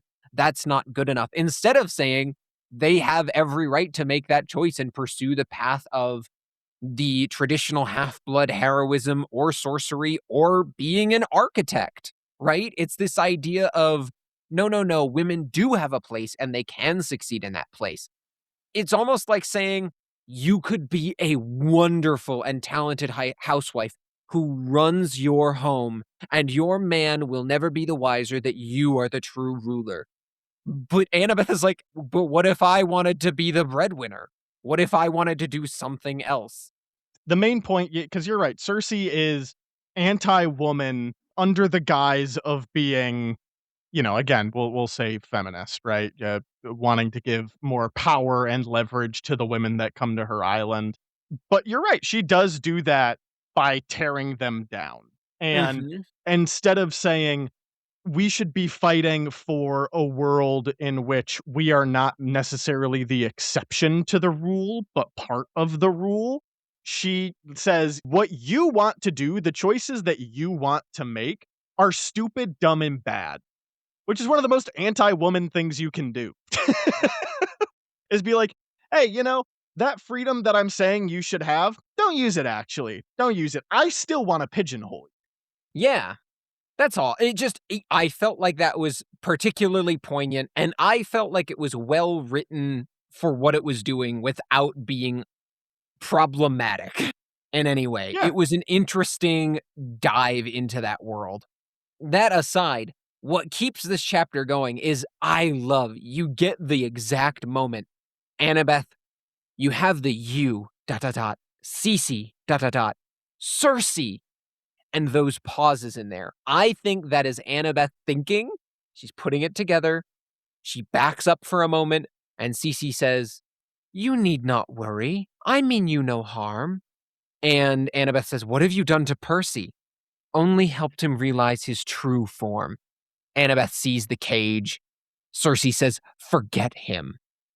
I love this because now she does try to protest for a brief moment, but then she turns her attention. She puts a dreamy expression on her face, just like when Circe had enchanted Percy into drinking the guinea pig milkshake. And suddenly she is playing it off like, "Oh, I'm still under your spell. I'll go with you. Let me just say goodbye to my friend." Brilliant. Way to go, Annabeth. Manipulate Yeah. her. Pass the wisdom save and pretend you don't. Mhm. Percy says that Annabeth still has kind of this dreamy look on her face, so it seems like she's potentially still fighting off this charm. Maybe she's leaning into it and acting in it. I like to think that she's still not fully out of it yet. There is still kind of this precarious, like, maybe she will, maybe she won't energy to her. And again, Cersei's sweetening the deal. It's like, "Come on, learn sorcery. Your friend will be well cared for. He'll be shipped to a wonderful new home on the mainland. The kindergartners will adore him. And you will be wise and powerful. Everything you've ever wanted." And where I think outside of one being like, "Hey, forget about Percy." That's mistake number 1. Mistake number 2, telling Annabeth what to do. But mistake Mhm, number 3 is saying, "You will be wise." She is invoking the mhm. domain of Annabeth's mother and contorting it into something that it's not. Because as we've been saying, and as Annabeth said, sometimes wisdom is knowing when not to take knowledge and power. When saying, maybe enough is enough for right now.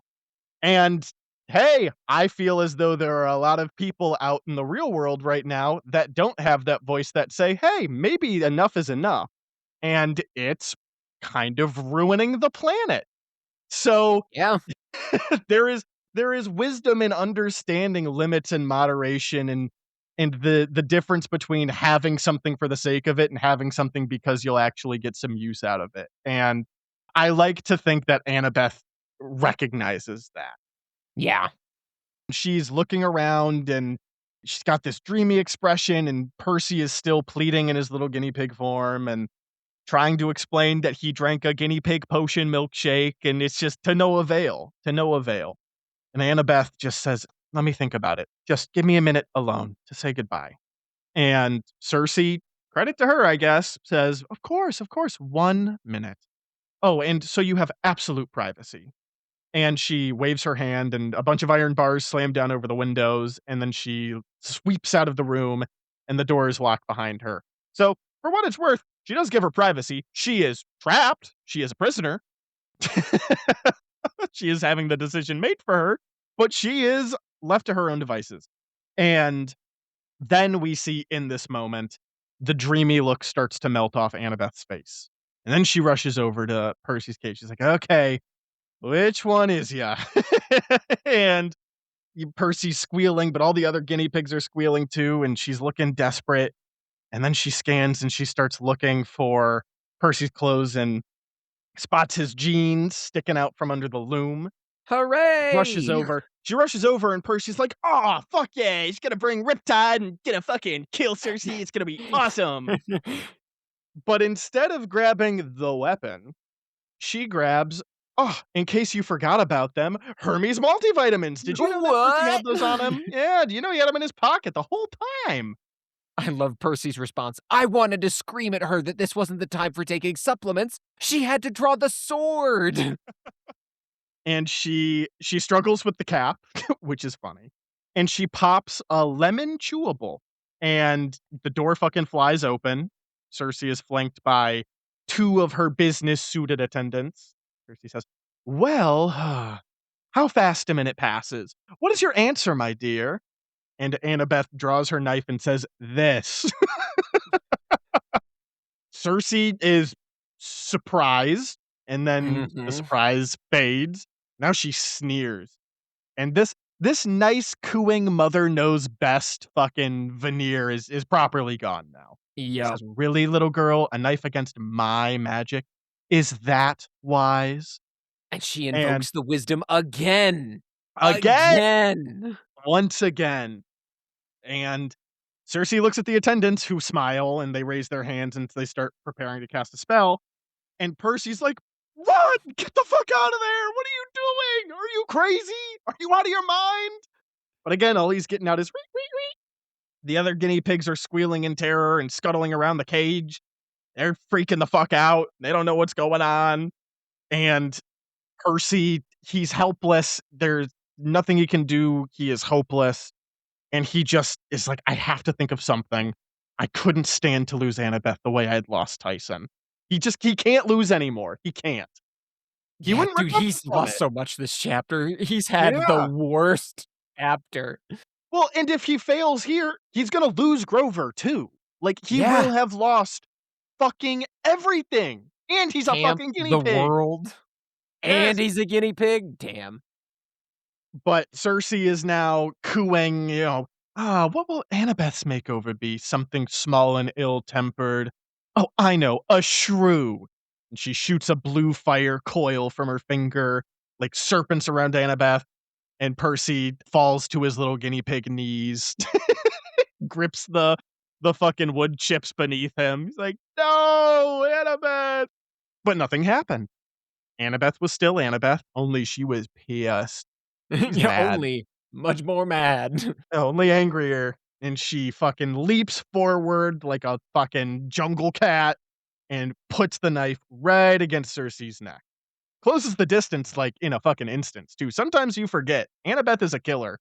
Agile, yeah. Yeah, Trained in and weaponry since she was, like, 7. yeah, and she I guess I forgot that she compares herself to a jungle cat.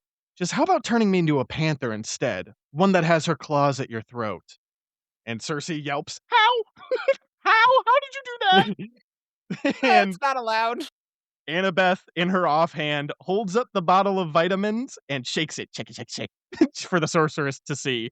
And Cersei howls, apparently immediately recognizing what these are. And he goes, "Ah, curse Hermes and his multivitamins. Those are such a fad. They do nothing for you," which is specifically untrue. It did kill me that the false beauty guru who's trying to sell you something is like, "Ah, vitamins with health benefits? How dare you! False! Uh-huh. False god! How don't take Yeah, your Flintstones!" yeah.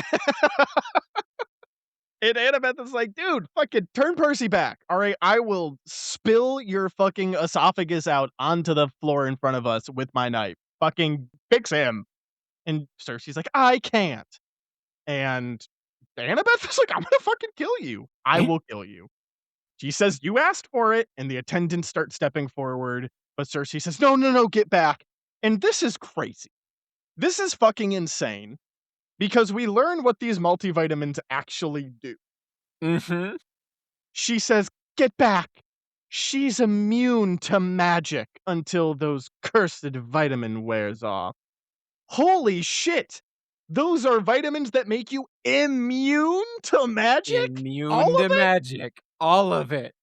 That's fucking insane! That's the Mhm. best magic item in the entire universe! Too bad it's incredibly rare. So, Jack, we, as one of our myths, are going to be talking obviously about Circe. And the other one that we were going to be talking about within that is Moly. And we'll get there.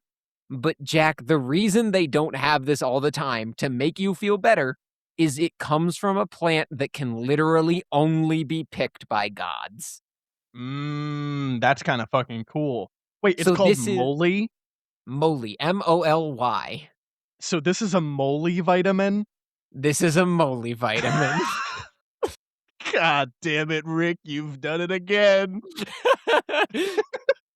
It's one of the best puns in the book, and he doesn't even fucking use it. He He just never says it. leaves it there so that you get to it if you know the mythology. That's awesome. That's great. It is amazing. And so, yes, Annabeth is, in fact, completely immune to magic until the vitamin wears off. She drags Circe over to the guinea pig cage, pops the top off the top, and dumps the whole jar inside. Perhaps a bit of a waste, but I get it. Yeah, She's in fight or flight mode, and yeah. this is fight. She dumps it all in, and Percy is the first to get to a vitamin. He nibbles and suddenly he feels all fiery inside. He gnaws at the vitamin until it stops looking so huge, and suddenly the cage gets smaller and bang! It explodes. He's sitting on the floor, a human again. Notably, good one, Rick, somehow back in his regular clothes. Thank the gods! Uh-huh. However, now there are 6 other guys who are all looking disoriented, blinking, shaking wood shavings out of their hair. And Circe screams, "No, you don't understand! Those are the worst!" Hey, Annabeth said you asked for it. Yup. One of the men stands up, a giant guy with long, tangled, pitch black beard and teeth of the same color. He goes, "Arg, what's the wish done to me?" Can I get one more read of that, Connor? He says Of what? course. He says, "Arg, what's the wish done to me?"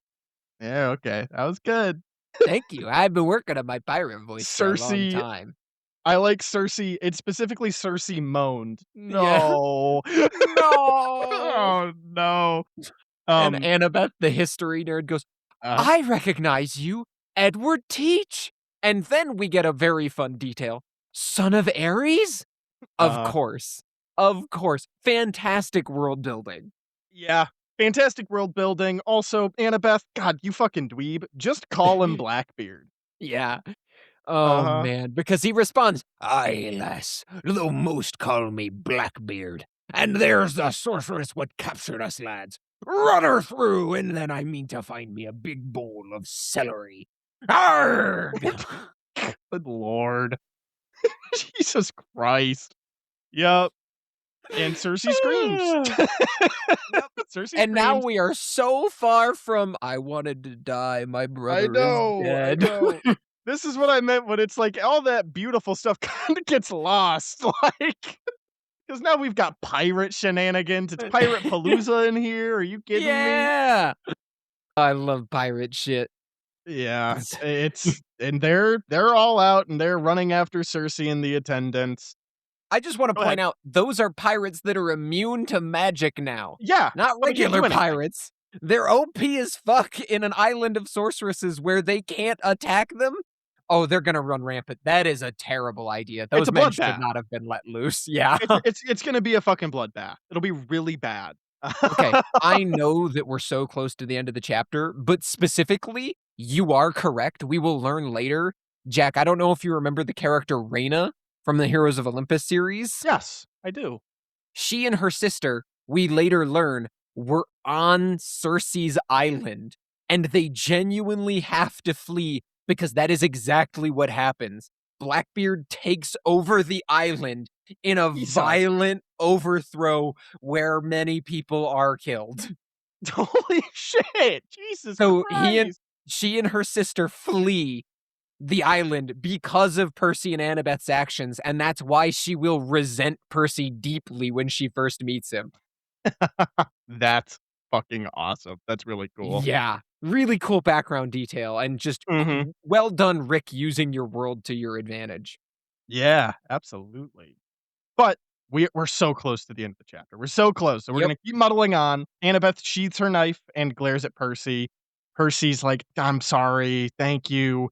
And before he could figure out how to form an apology that would make up for him being such a fucking idiot, she tackles him into a big hug and then pulls away just as quickly. And she says, "I'm glad you're not a guinea pig."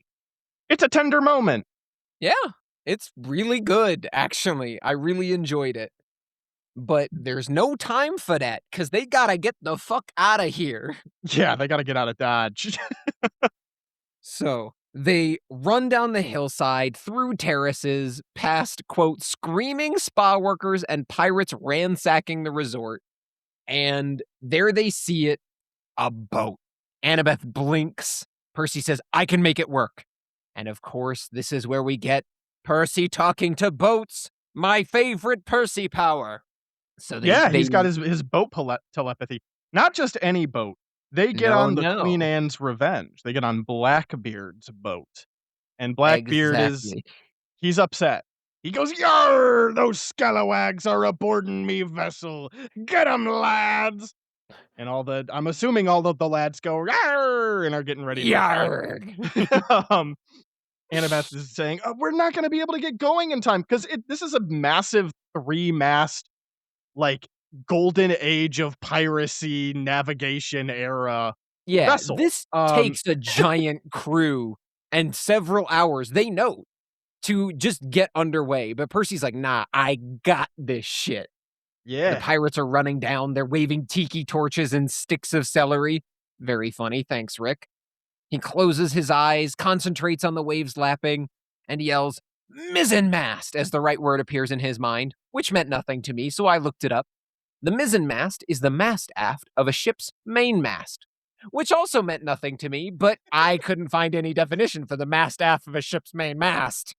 And Connor, this is how I know we're good friends. I did the exact same thing and put the first definition and then the second definition, and then I wrote, "I give up. I don't fucking know what it is." I don't know what it does. I don't know what it is. It's one of the fucking masts with the sails. All right. Exactly. And then they're off. Percy feels the ship responding to him as if it were a part of his body, and the Queen Anne's Revenge lurches away from the dock, sailing into the sea of monsters. Title card. Wow! It was a fun chapter. It's got some tonal disparity, but I think it Yeah. bridges the gap decently well. Is it Yeah. my favorite chapter of Percy Jackson ever? No. Is it very good? Absolutely. It's very enjoyable. Yeah. There's definitely some tonal dissonance here, and it juxtaposes in some ways that I feel like doesn't quite work for, at the very least, in a way, juxtaposing to embellish both. It just feels like one kind of muddles the other, i.e., the emotional stuff gets kind of muddled by the goofy pirates showing up and chasing around the attendants. But I thought it was good. Overall, I mean, this is, you said, the second longest chapter in the book, right? Yeah, this is, and the longest chapter is a page longer. So, like, this is Gotcha. basically tied for longest chapter. Yeah. And it reads easy. It flows very well. And was it as good as Auntie M's Garden Gnome Emporium? Absolutely not. But I still do think I'm going to give it credit. This feels like a solid little short story. This feels like you could package it and be like, "Hey, you person who has never read Percy Jackson, I only have the second book on me right now. You want to get hooked?" And they say, "Yeah, sure, I'd be interested. I'll read a chapter." You say, "Read this chapter. You'll get a good idea of what this book is about." I feel like most people would walk away being like, "That's interesting. There's some cool stuff happening there." Yeah. Genuinely, I don't want to make it sound like I didn't enjoy this chapter or that it isn't good. I think you're absolutely correct, as we often kind of draw parallels between book one and book two, that this is, we're getting a classic. You've gone into the layer of a monster. It's a kind of classic tale here. It's Circe's Island versus Medusa, and it works really well. It's very entertaining, and it encompasses all of the classic Percy Jacksonisms that you want, while also having some really well-written, hard-hitting moments where Rick gets to flex, "Hey, I actually know how to write complex characters with deep-seated relationships." Yes. All right, well, shall we start on some myths here on the main deck? Yeah. I was wondering where you'd put us. I wasn't gonna leave us on the island. That Good. would've yeah, no, we don't deserve that, man. We I were in was the just wreckage last Yeah, time. I No, know. sir. We didn't even get to be in the lifeboat. Today we get to sit on a historic masterpiece. Don't Very mind the nice. bloodstains over there, but It's true. today I said we were going to be talking about Circe. I should correct myself. We're going to be talking about Kirke. So, while you Uh-huh. may have learned to pronounce it Circe, based on its Uh-huh. modernized versions, the original ancient Greek and the Latin that would have followed is pronounced as Kirke. This is, of course, also around the same point in the Odyssey and here in our novel, the time when the Moli from Hermes is most important to aid our heroes in their encounters with the witch. So, we'll be discussing that a little bit when we get to this point of the story as well. So, unsurprisingly, Kirke is, of course, from the Odyssey, first and foremost. And I'm going to briefly note here that I had a lot to say on Kirke's appearance in the Odyssey and how I wanted to present this. So, we aren't going to be covering her appearances in other Greek mythological works, but that isn't to say that I don't want to cover those at some point in the future. So, hopefully, we'll look for an opportunity where Circe/Kirke gets mentioned again, where we can find an opportunity to talk about those. But let's start getting into it. Now, while the Odyssey is her first appearance and was likely written solidly in the 8th century, Hesiod's Theogony was not written much later, sometime around the 8th century and the beginning of the 7th century BC, and features Circe as well. So while the work of Homer remains the earliest literature and her most definitive piece, we're going to start by reading a section of the Theogony where Hesiod is telling us about the lineage of the gods. He writes, "And Perses, famed daughter of Oceanus, bore Circe and King Aeetes for untiring Helios. Aeetes, son of light-bringing Helios, married the daughter of unending river Oceanus, beautiful-cheeked Lydia, by will of the gods, and she, overcome by the passion of golden Aphrodite, gave birth to fair-cheeked Medea." And that line is immediately followed by this next line, "Now farewell to you with homes on Olympus." I draw attention to this before we get started because it clearly reinforces Circe as someone with a home on Olympus, part of the godly family tree. Though she is one of the last members, so it kind of makes it clear how she toes that line between living in the world of mortals, but still being herself immortal. Modern scholars have debated whether she classifies as a goddess or nymph. Most people tend to lean toward goddess, but really I find that it doesn't matter, so long as we understand that she herself is divine, of divine parentage. So, you may have noticed that this parentage does not align with what Annabeth states in the chapter. Annabeth states that Circe is the daughter of Hecate, which would make sense, Hecate being a goddess of magic. Technically, Connor, Circe says that she's a daughter of Hecate, Uh, not Annabeth. you are correct. That is Uh-huh. my bad. Either way, Got it. it means that Rick chose to go with this particular, less common origin. And I will say it honestly that I actually find that rather off-putting. And that is specifically because Circe is described as the daughter of Perses and Helios in the Theogony, the Odyssey, the Argonautica, and Pseudo-Apollodorus' summary of these earlier works from the 2nd century AD. It is only in the work of Diodorus Siculus from the 1st century BC where her mother is listed as Hecate. And this is specifically notable because Diodorus Siculus was not retelling myths. He was writing rationalizations of myths in his book, The Library of History. So Diodorus Siculus claimed that Helios was a king, just like a regular guy king, who had 2 sons, Aeetes and Perses, who both became kings of their own lands.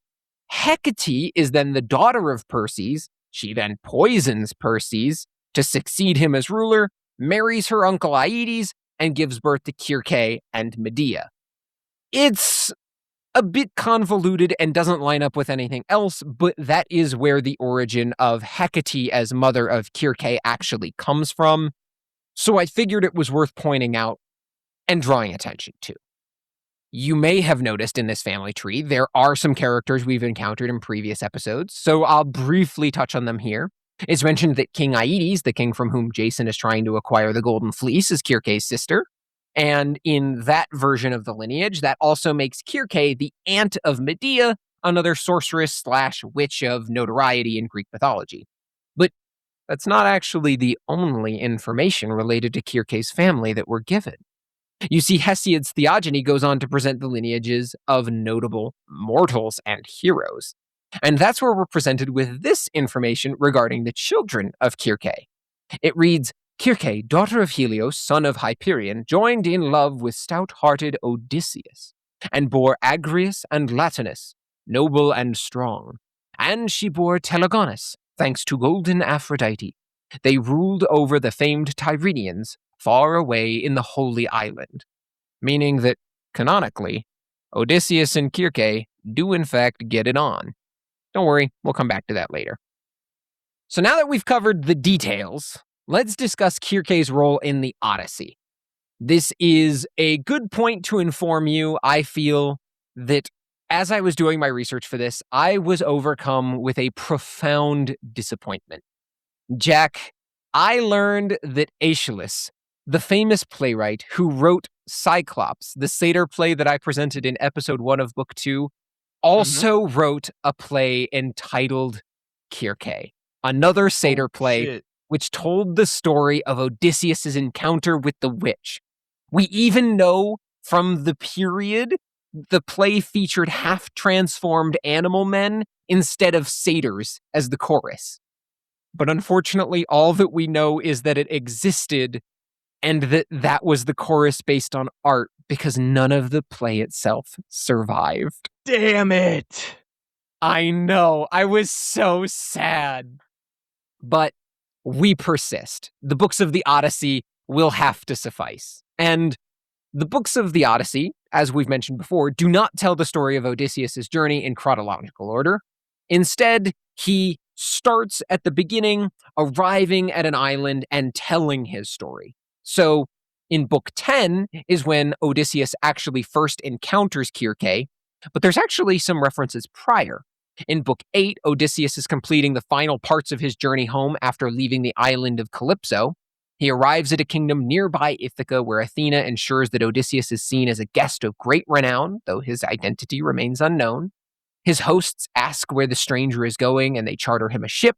They throw a feast in his honor and host games. And then Odysseus is the victor in those games. And when he's packing up his prizes, the queen tells him that he should carefully pack up his items in case he encounters any thieves on the ship they've chartered for him. And this is when we get our first reference to Circe, when Odysseus ties a knot to secure his other prizes safely inside the cauldron that he won, and he says it is a lightning knot that Lady Circe taught him long ago. Hmm. The story continues, and Bard tells tales, including those from the Trojan War. Odysseus is specifically moved to tears by these tales, and his hosts then finally ask, "Hey man, why are you so invested in the Trojan War?"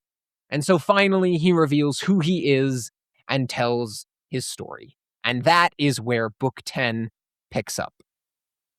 Now, a lot happens in book 10.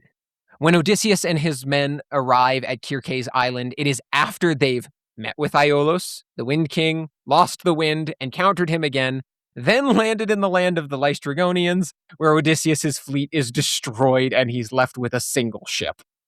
Damn. Now, I provide fair warning. I really enjoyed this section of the book, so I thought more than usual was worth reading verbatim from my translation, and as such, I'm going to make Jack perform so many Odysseus lines. There's a I lot. hope you're There's ready a for a lot. performance. There's a lot here, guys. I've got to scroll. That's how many I gotta scroll to see this 11-point font. Jack, thank you. I Yeah, no appreciate your work problem. as always. I'd never give We up my role. we pick up as Odysseus is, as I said, telling his story to the king and queen and other members of the court who are hosting him as their guest. He recounts, So we fared onward, and death fell behind, and we took breath to grieve for our companions. Our next landfall was on Aiaia. Now, I want the audience to know this is spelled Aiaia. I'm gonna say it's Aiaia. I could be very wrong. Our next landfall was on Aiaia, island of Circe, dire beauty and divine, sister of baleful Aeetes. Like him, fathered by Helios, the light of mortals on Percy, child of the ocean stream. now, Odysseus, as he continues this story, they make landfall, and he mentions that when they arrive on the beach, they can see smoke rising from what they eventually discern to be Circe's woodland hall. He debates whether he should investigate, but determines that he should return to his ship first. Back at the ship, he weighs his options while his men grieve the loss of their many friends that died in the attack by the Lystrigonians. Once fed and rested, Odysseus has the men draw lots to divide them into two platoons, one who will stay and guard the ship, and one that will head inland to investigate. Odysseus stays with the platoon that stays behind, while he sends Eurylochus, his sort of commander, right-hand man, inland, and he recounts what they found there. Line 2, please. In the wild wood they found an open glade, around a smooth stone house, the hall of Circe. In the entranceway they stayed to listen there. Inside her quiet house they heard the goddess Circe. Low she sang in her beguiling voice, while on her loom she wove ambrosial fabric sheer and bright. And it's Polites. Polities, what a The dude! just All from no right, one speak. you can keep this in. All right, there's so many hard fucking words, and I'm doing this off the cuff. All right. But if you're doing it again anyway, I wasn't going to say anything otherwise. Uh, no one would speak until Polides, most faithful and likable of my officers, said, Dear friends, no need for stealth. Here's a young weaver singing a pretty song to set the air a-tingle on these lawns and paven courts. Goddess she is, or lady? Shall we greet her? So reassured, they all cried out together, and she came swiftly to the shining doors to call them in. All but Eurylochus, who feared a snare, the innocents went after her. On thrones she seated them, and lounging chairs, while she prepared a meal of cheese and barley and amber honey, mixed with Pramnian wine, adding her own vile pinch to make them lose desire or thought of our dear fatherland. Scarce had they drunk when she flew after them with her long stick and shut them in a pigsty. Bodies, voices, heads, and bristles, all swinish now, though minds were still unchanged. So squealing, in they went, and Circe tossed them acorns, mast, and cornel berries, fodder for hogs who rut and slumber on the earth. Down to the ship Eurylochus came running to cry alarm. Foul magic doomed his men. But working with dry lips to speak a word he could not, being so shaken. Blinding tears welled in his eyes, foreboding filled his heart. When we were frantic questioning him, at last we heard the tale. Our friends were gone. We went up through the oak scrub where you sent us, Odysseus, glory of commanders, until we found a palace in a glade, a marble house on open ground, and someone singing before her loom, a chill, sweet song. Goddess or girl, we could not tell. They hailed her, and then she stepped through shining doors and said, Come, come in. Like sheep they followed her, but I saw cruel deceit and stayed behind. Then all our fellows vanished, not a sound, and nothing stirred, although I watched for hours. When I heard this, I slung my silver-hilted broadsword on and shouldered my longbow and said, Come, take me back the way you came. But he put both his hands around my knees in desperate woe and said in supplication, Not back there, oh my lord, oh leave me here. You, even you, cannot return, I know it. I know you cannot bring away our shipmates. Better make sail with these men quickly too and save ourselves from horror while we may. By heaven, Eurylochus, get your shit together. Rest here then. Take food and wine. Stay in the Black Hall's shelter. Let me go, as I see nothing for it but to go. Now, Connor, a couple things stuck out to me in this sentence. Yeah, please. One, Polides, I like that Odysseus is like, yeah, I like this guy the most. Yep. Polides is my favorite. I liked him the most. Anyways. I also like that he kind of did a humble brag. He's like, yeah, I got my silver hilted broadsword. Just fucking. I thought that would Anyways. stand out to you. It's like, you didn't have to say that, Odysseus. You're like, ah, yes, I put on my Gucci belt and went to face the witch. Like, all right, did it do anything? No. Okay. See, and what I thought might have stuck out to you is that Circe specifically cast her spell with her long stick, not just with poisoned food, and seeing some of the mythological accuracy actually from Percy Yeah. Jackson. She Mhm. was standing and singing while on her loom, just like we first meet her here, and exactly as we first met her, or as we see her in this chapter, the men keep their wits about him as they are turned to pigs. Yeah. Kind of horrifying. It is pretty horrifying. Good on Rick for keeping it really, like, faithful too, because it works. It works Yeah, really well. it works really, really well. And so now we come to the Moly part of our story. This is where Odysseus departs his ship alone and he has himself a meeting with Hermes. He continues, I turned and left him, left the shore and ship, and went up through the woodland hushed and shady to find the subtle witch in her long hall. But Hermes met me, with his golden wand, barring the way. A boy's whose lip was downy in the first bloom of manhood, so he seemed. That's crazy. That's a crazy descriptor. He took my hand and spoke as though he knew me. Why take the inland path alone, poor seafarer by hill and dale? Upon this island all unknown, your friends are locked in Circe's pale. All are become like swine to sea, and if you go to set them free, you go to stay and nevermore make sail for your home upon the quay. But I can tell you what to do to come unchanged from Circe's power and disenthrall your fighting crew. Take with you to her bower as amulet this plant I know. It will defeat her horrid show. So pure and potent is the flower, no mortal herb was ever so. Your cup with numbing drops of night, and evil stilled of all remorse, she will infuse to charm your sight, but keep this great herb with holy force.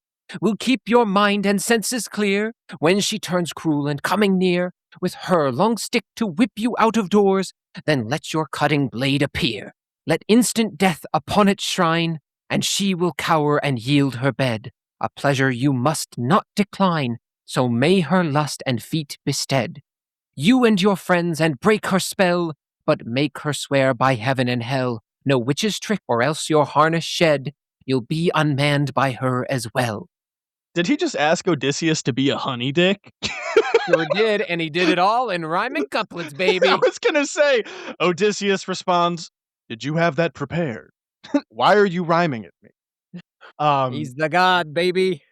actually, Odysseus, I guess, recounts, he bent down glittering for the magical plant and pulled it up, black root and milky flower, a moly in the language of the gods.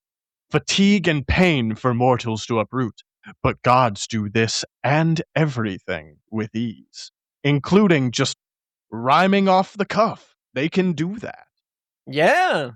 And after this brief encounter with Hermes, I thought I might tell you all just a little bit more about what we know about Moly. It pretty much exclusively appears in Book 10 of the Odyssey. It is redescribed exactly as it was in the Odyssey when it's referenced in Ovid's Metamorphoses, very briefly. And unfortunately, we don't have one clear answer as to what plant it might actually be, but we do have two leading theories that I'll present for you today. The first theory, and the one that is my personal favorite theory, though it's not very satisfying, is that it was always meant to just be a magical plant of the gods that doesn't need to correspond to a real world flowering plant. However, for those of you who are looking for something more tangible, the other theory proposed in 1983 is that it may have been a descendant of a plant known as the snowdrop, a member of the allium family, which does have some medicinal properties, which may have been why it was the plant that Odysseus used to protect himself from Circe's magic. Either way, we will never get a definitive answer. I honestly don't think it's a question that needs to be answered. I think it functions well in the story as just magic flower of the gods that makes you immune to magic. Yeah.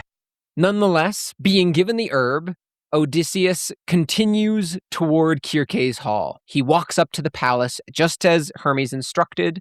He dines when he's given food and drink, and when Circe thinks that she has him right where she wants him, she takes out her long stick and tries to cast her spell on Odysseus as well. However, unaffected, he lunges toward her with his sword, holds her life in the balance, and so she speaks. Never a mortal man that drank this cup, but when it passed his lips, he had succumbed. Hale must your heart be and your tempered will. Odysseus then you are, O great contender, of whom the glittering god with golden wand spoke to me ever, and foretold the black swift ship would carry you from Troy. Put up your weapon in sheath. we two shall mingle and make love upon our bed, so mutual trust may come of play and love. Your That's line. fucking crazy. That's fucking nuts. I'm sorry, Go that on, really Jack, read your that line. that took a turn, man. I didn't think you were gonna be whispering sweet nothings to me today, Connor. I'm sorry. I gotta fucking adjust. Ahem. To this I said, Kirke, am I a boy that you should make me soft and doting now? Here in this house you turned my men to swine. Now it is I myself you hold, enticing into your chamber, to your dangerous bed, to take my manhood when you have me stripped. I mount no bed of love with you upon it, or swear me first a great oath. If I do, you'll work no more enchantment to my harm. Sorry, this is just Odysseus fucks. He says, "If you want this dick, you gotta give me something in return." Mm-hmm. That's nutty. She swore at once. She immediately said, "Yeah, dude, whatever. Just I need you to fuck me. Whatever you Yes, want." exactly. She swore at once outright, as I demanded, and after she had sworn and bound herself, I entered Kirke's flawless bed of love. I got in trouble with my wife for saying I was going to make you whisper sweet nothings in my ear. Crazy. He said, "Tie yourself up and then we'll talk." That's crazy work, Odysseus. He's the man of many ways for a reason. I need to be clear. Bound herself is bound herself to her word, but, up Whatever. to artistic interpretation. Uh-huh. He Now, put on the fuzzy pink handcuffs. We all know it. Come on. we do not get detail, but we are made aware that time passes, and when they exit Kirke's bed, they are attended by 4 of Kirke's maids. They bring fineries like rugs, precious metals, and wine, and the 4th maid brings in a large cauldron of water that she begins to heat before bathing Odysseus and, quote, smooths him with sweet oil. At this point, Odysseus, dressed by the servants as well, heads to the hall, and Kirke orders food be brought out for him. Odysseus continues, Kirke regarded me, as there I sat disconsolate and never touched a crust. Then she stood over me and chided. why sit at table mute, Odysseus? Are you mistrustful of my bread and drink? Can it be treachery that you fear again after the god's great oath I swore for you? I turned to her at once and said, Kirke, where is the captain who could bear to touch this banquet in my place? A decent man would see his company before him first. Put heart in me to eat and drink. You may, by freeing my companions. I must see them. He's got his eyes on the damn prize. He just got bait. He got his nuts drained. Then he got bathed. And then he got oiled up. And now he's being fed. And he's still like, where are my guys? Where are my guys? Exactly. And so Kirke obliges. She brings the swines in, and one by one, she reverses the spell on each of them. The men cry with gratitude for seeing Odysseus again, and Odysseus notes that even Kirke looked as though she pitied transforming them in the first place, and tells Odysseus, son of Laertes, and the gods of old, Odysseus, master mariner and soldier, go to the sea beach and sea-breasting ship, drag it to shore, full length upon the land, stow gear and stores in rock holes under cover, return, be quick, bring all your dear companions. To which Odysseus tells us, Now, being a man, I could not help consenting. that's it, I just needed you to read that line. Made me happy. Understood. So Odysseus does as he's told. He goes back to his boat. His men cry tears of joy for his safe return, and he tells them that they are to do as Kirke said, and bring the boat ashore, store their supplies, so that they may join her in her hall for a feast. However, Eurylochus opposes this, and he says, where now, poor remnants? Is it devil's work you long for? Will you go to Kirke's hall? Swine, wolves, and lions she will make us all. Beasts of her courtyard, bound by her enchantment. Remember those the Cyclops held. Remember shipmates who made that visit with Odysseus, that daring man. They died for his foolishness. To which Odysseus replies, When I heard this, I had a mind to draw the blade that swung against my side and chop him, bowling his head upon the ground. Kinsman or no kinsman, close to me though he was. Notice, Odysseus does not mention the silver hilt upon this blade. here he's just like, man, I gotta cut that guy's head off. I gotta fucking kill this guy. Said, do you know what I had to do? I had to fuck a woman, alright? Do you know how much I had to sacrifice to get you guys back? But the rest of the crew do a hold me back, and they hold Odysseus back, and they specifically tell him, we could just leave Eurylochus behind. We really want to see Circe's hall, actually. It sounds really nice. And in the end, even Eurylochus follows, and the two halves of the crew are tearfully united in Circe's palace. Odysseus continues the story by telling us, Day by day we lingered, feasting long on roasts and wine, until a year grew fat.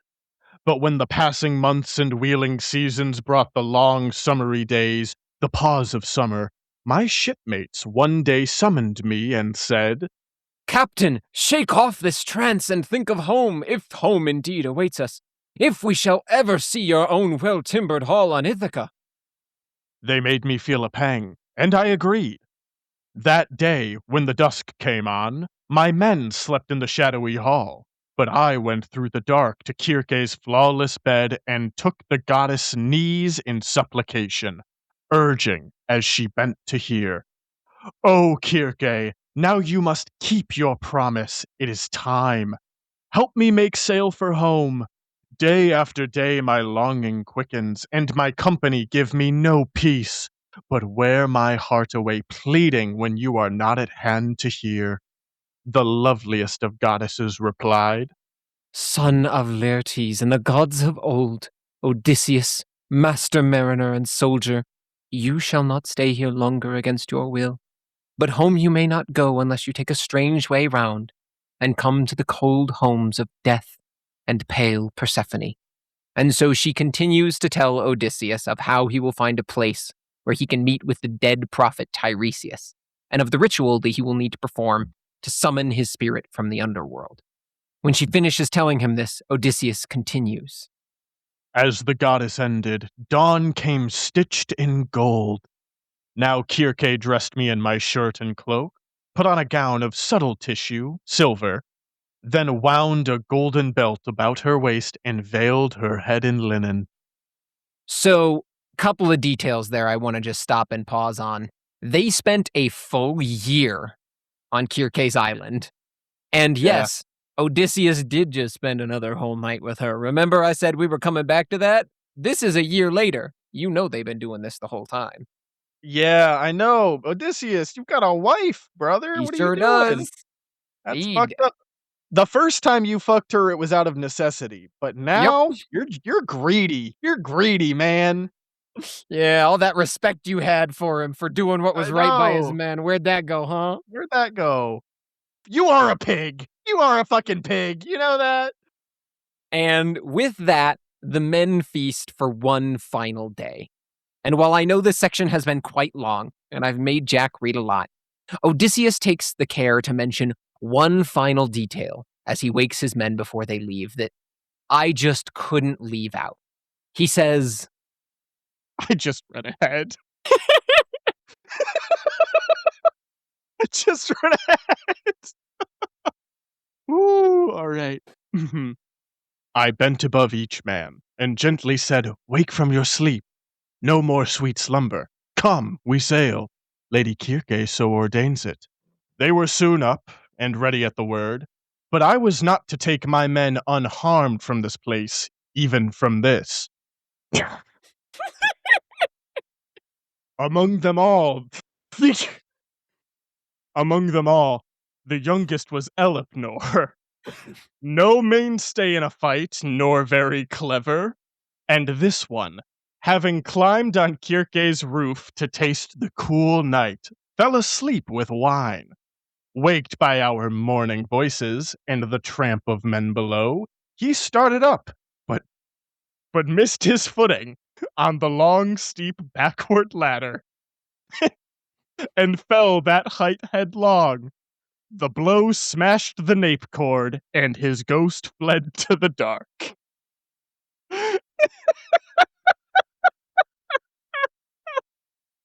Oh my fucking god. He's like, "Yep, we almost left with no casualties." Almost no casualties until this stupid kid Eleanor got drunk on her roof, slipped on the ladder, and bumped his head. Oh my fucking god. I'm crying. This is the best fucking Odyssey section. Oh my god. Oh, oh, Uh, good lord. Jack, I was like, it's not relevant. I should cut it short. No, no, no, I No. can't leave this out. That was so necessary to keep in. Thank you, Connor. That made the other 3 pages of text worth it. I had to give you all the serious shit so that when you got there, you went, wait a minute, this is how it ends? Like, why's he gotta call out Eleanor like that? Oh my god. But that is where their time on Kirke's island ends, and so they set sail on their next journey. As Book 10 closes, that is literally the lines upon which Book 10 ends, Oh my god. Alright, and everybody, we're going home, and Eleanor died. Yep, and then Book 11 begins, and they begin to sail to the place where they will meet with the spirits of the dead without Elepnor. Oh my god, that's fucking golden. Oh, that's phenomenal, Connor. I'm so glad you enjoyed. Do you have any parting thoughts as we wrap up the myth of Kirke and chapter 12, right? This is chapter 12? It is, yeah. It shocks me how well the Odyssey keeps up today. The character of Odysseus never fails to be compelling and say things in such a way that I'm like, "Damn, that's beautiful prose." It doesn't Yeah. get lost. It doesn't get lost in time. I don't know, Connor, I mean, you are an English guy. Mhm. Read an old book, and maybe it's only 200 years old or 300 years old. It's not an ancient text that's been translated, but the way that it's written is just maybe too obtuse or flowery or just it's like obsolete English. And it just totally Yeah. precludes you from being able to enjoy what you're actually reading. Don't get I me wrong. Don't get me wrong. There are times where we're reading out excerpts of like, I have no fucking clue what's being said. Yes. But No, yeah. When Odysseus talks, I'm like, I get what this guy is saying. Mhm. No, man, I specifically think that the Odyssey is one of the best stories to get into reading. I don't know if you would consider it a classic, maybe you would. I only have a minor after all. But it's one of the like, these old stories that I think holds up really well. I'm obviously cherry picking the best chapters, I'm cutting out a bit of the fluff, but really, the good chapters of the Odyssey are fantastic. They're so compelling. It's one of the easiest to read classics of its style. Like, I had to read the Canterbury Tales in college. Yeah. Fucking so much harder, so much drier. Didn't Mhm. help that my professor had me reading it in Old English, which sucked. Yeah, that's tough. But even among, like, other Greek myths, this one just has so much more. I was about to say it has so much more action, but really what it has is so much less extra. The Iliad, which is another Homeric work, spends a lot of time going, "And this guy was son of this guy, father of this guy." And you're like, Right. "Wow, that was fucking boring. Why did I need a paragraph on this guy's lineage?" But it's because they thought, this is our history. This is important. But as a modern reader, we're reading it for the story. And the Right. Odyssey, because it's all about just Odysseus, really, we skip a lot of the nonsense of like, oh, yeah, this guy, son of this guy, did this thing, and I'm gonna now randomly tell you this other story about the gods that did this thing because that's relevant. It's just about Odysseus. It is the Yes. Odyssey, the tale of Odysseus, and because of it, it gets to be more concise and it's really entertaining. Mhm. Yeah, I've been very impressed, and I think I've said it a couple times before, but I just need to read the Odyssey again. Yeah, man. But that's enough with the myth stuff. That's really all the last thoughts I had. I know that this episode has been a bit long, but I beseech you, bear with me because we have editor Connor put in the little fanfare, whatever you found. Hooray! Oh, look, there it is. There is Hooray, everyone. there it is. You hear it? That's a great fanfare, editor Connor. We've got another ramblings from Cabin 6. Woo! Now, as a little peek behind the curtain, Connor, I think I've mentioned you were the one that actually originally approached me and said, Jack, there's an odd number of like historical references in this book that are beyond mythological.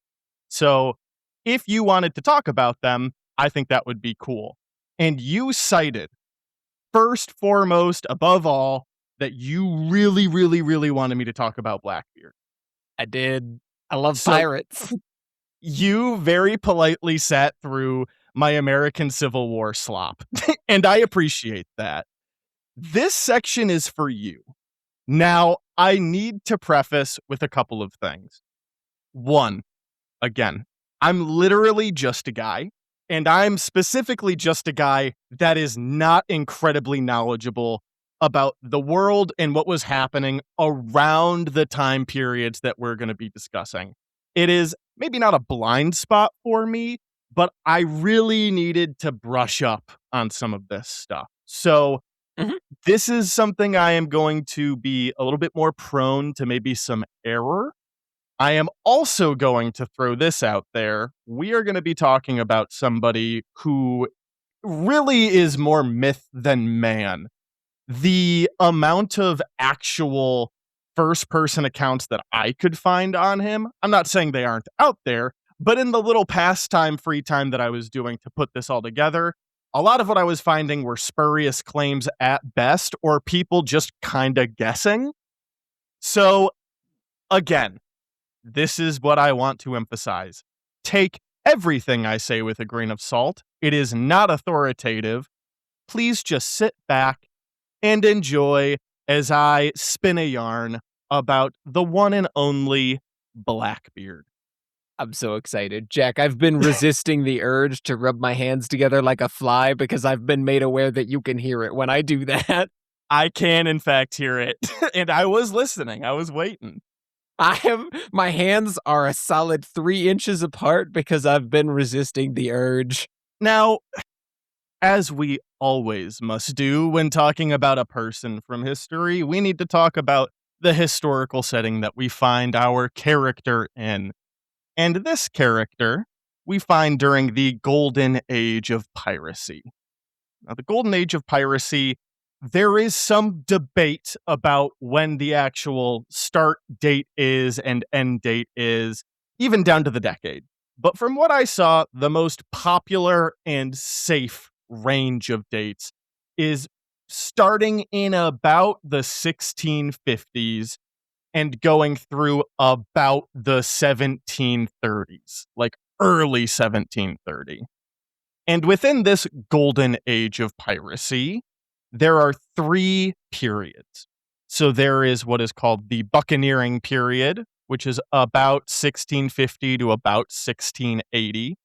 And then what's called the pirate round, which is the 1690, like 80s into the 90s. And then the early 18th century. And then the period that we are going to be talking about mostly, the post-Spanish succession period, which is generally defined as 1715 to 1730. This last period is where Blackbeard did all of his pirate work and is also the one that we have the most information on, and that academics and historians seem the most confident in defining when the period started and ended. Interesting. That makes sense. Getting later. So, with this in mind, we're in the post Spanish succession period of the golden age of piracy. Where in the world do we find ourselves? Well, the golden age of piracy spanned a couple places in the world. One is around the Red Sea. Where we're interested is the West Indies. Now, why was piracy such a big thing in the West Indies? Well, there is a history of colonialism. There's also busy trade routes, which go hand in hand with that history of colonialism. So, what that means is that there are these newer, I'm doing air quotes, newer settlements from Europe, the European powers, that are less easily defended. They aren't as established. They're all coastal, so they're pretty ripe for the picking. Mhm. And there are goods constantly going to these places. Raw materials, luxury goods, things like sugar, tea, alcohol like rum, wine, textiles that can be resold, medicines. It really was like kind of like the early modern like Silk Road, where it's like, ooh, the Silk Road, so much shit traveling through it. That's awesome. Watch out for every fucking bandit that's there because it's so lucrative. Yeah. So this place, this area of the world, the West Indies, which is really, if you think about like Pirates of the Caribbean, that's where we're Yeah. talking about. And also some of the Southern American colonies as well, is the hot spot where pirates really, really started to thrive. And like every good pirate story, there needs to be a pirate haven that we begin in. And for us, that is the island of New Providence. Now, New Providence is the base, the go-to place in the West Indies as a base of pirate operations for a couple of reasons. One, it was incredibly close and accessible to the Florida Strait and all of its very, very busy shipping lanes. Again, like I was talking about earlier, there's a lot of trade, and there's just a shit ton of merchant ships. Easy pickings. There's so much moving that you have pick of the litter for who you want to take or what you want to take. More importantly, I would perhaps say the most importantly, because there are other places nearby that had close proximity, New Providence's harbor could very easily accommodate a bunch of ships. I'm talking hundreds of ships. However, it was generally too shallow for a lot of the British Royal Navy's larger vessels that would be the biggest threats to these like pirate schooners and sloops and whatever other kinds of smaller ships they were typically using. But like the British man o' war was not going to be able to make its way to New Providence. Hmm. There's an author, George Woodbury, who I think describes New Providence quite eloquently. He says it is no city of homes. It was a place of temporary sojourn and refreshment for a literally floating population. And he continues, the only permanent residents were the piratical camp followers, the traders, and the hangers-on. All others were transient. What better place for a bunch of outlaws to live? And this is also where our tale of Blackbeard properly begins. Let's go. Now, let's go! Now, as I said, Connor, there is a lot of speculation around Blackbeard, to the point Yeah. where even his actual name and age are up for debate. We simply don't know for sure. Now, he is commonly believed to be named Edward for his first name, and there's debate between what his last name was. Oh. Now, Annabeth used the surname Teach, Teach. And that is, I would say, a more popular choice. However, there is some documentation and other historians that actually use the surname Thatch, Thatch. Hmm.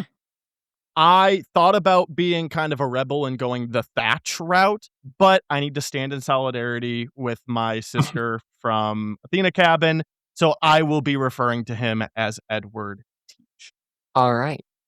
So, because we don't really know a lot about this guy, people have had to kind of reverse engineer how old he was based on when he died. So it's generally believed that at the time of his death, he was between 34 and 40 years old. So he was probably born around 1680. If you do the math, you'll get an idea of when he died. But try not to do that. Uh-huh. Don't spoil the surprise. Oh, okay. I stopped. um, again, and I really, really, really want to emphasize this. You are going to hear a lot of things like this was likely, or this was possible, or maybe this happened. There's just a lot of conflicting information, and that is because there isn't a lot of information.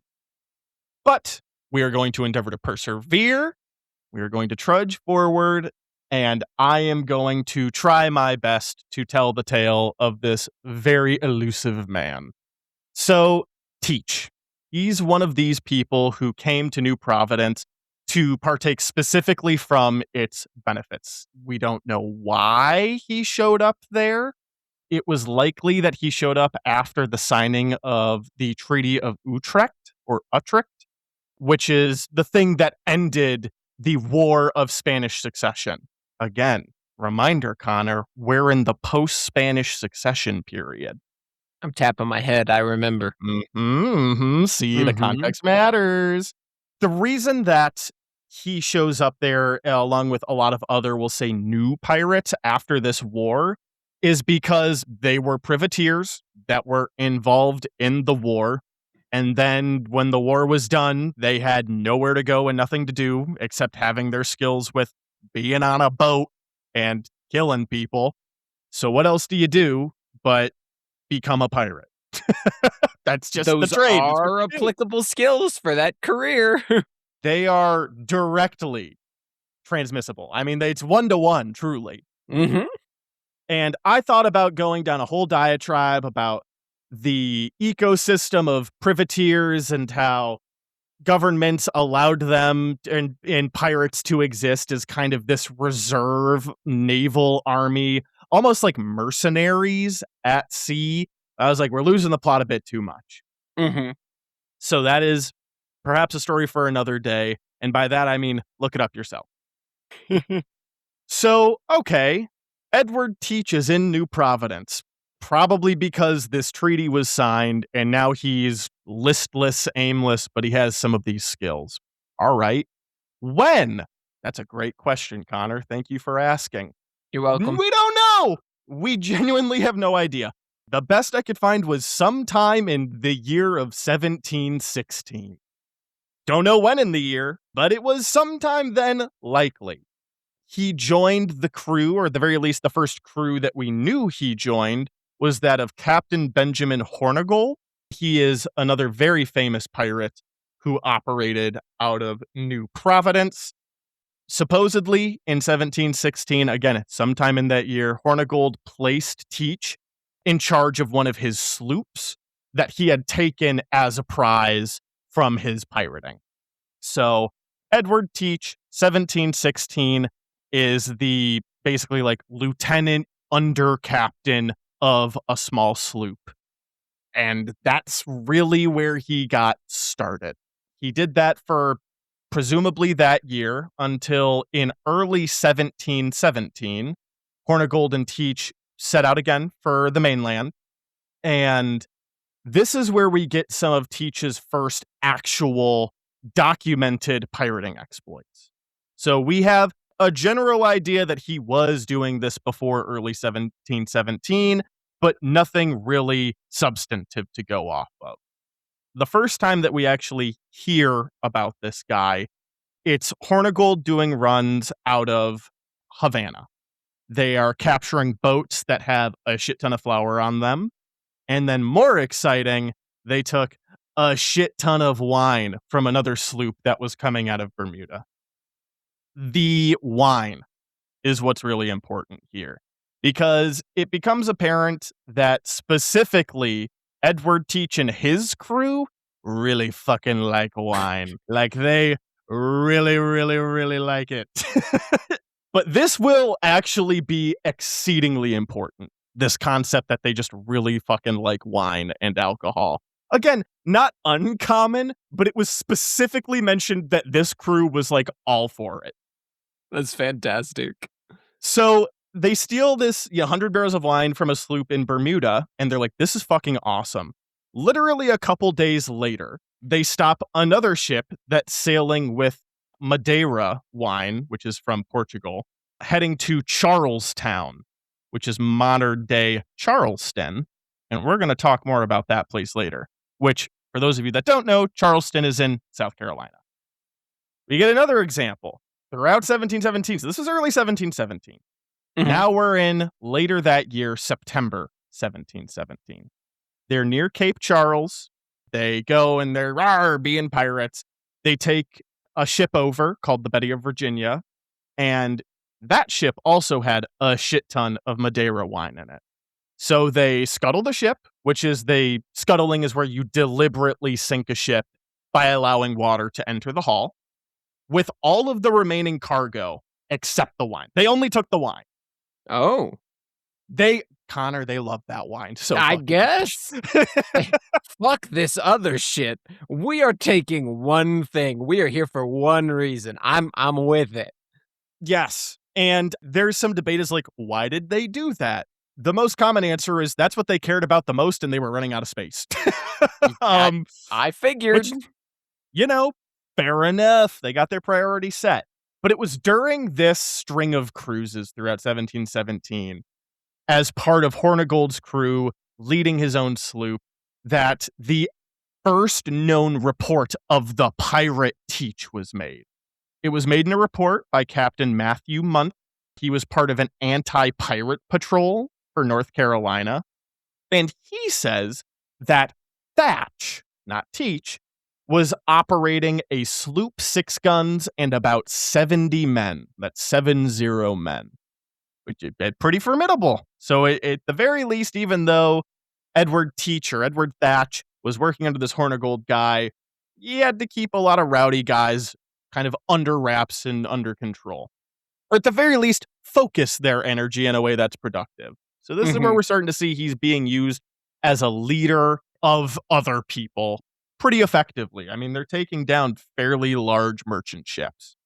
Now, the final third of 1717 sees Teach and Hornigold expanding both of their fleets through a very common method, which was taking control of other ships. But not all of them were taken by force, and this is interesting.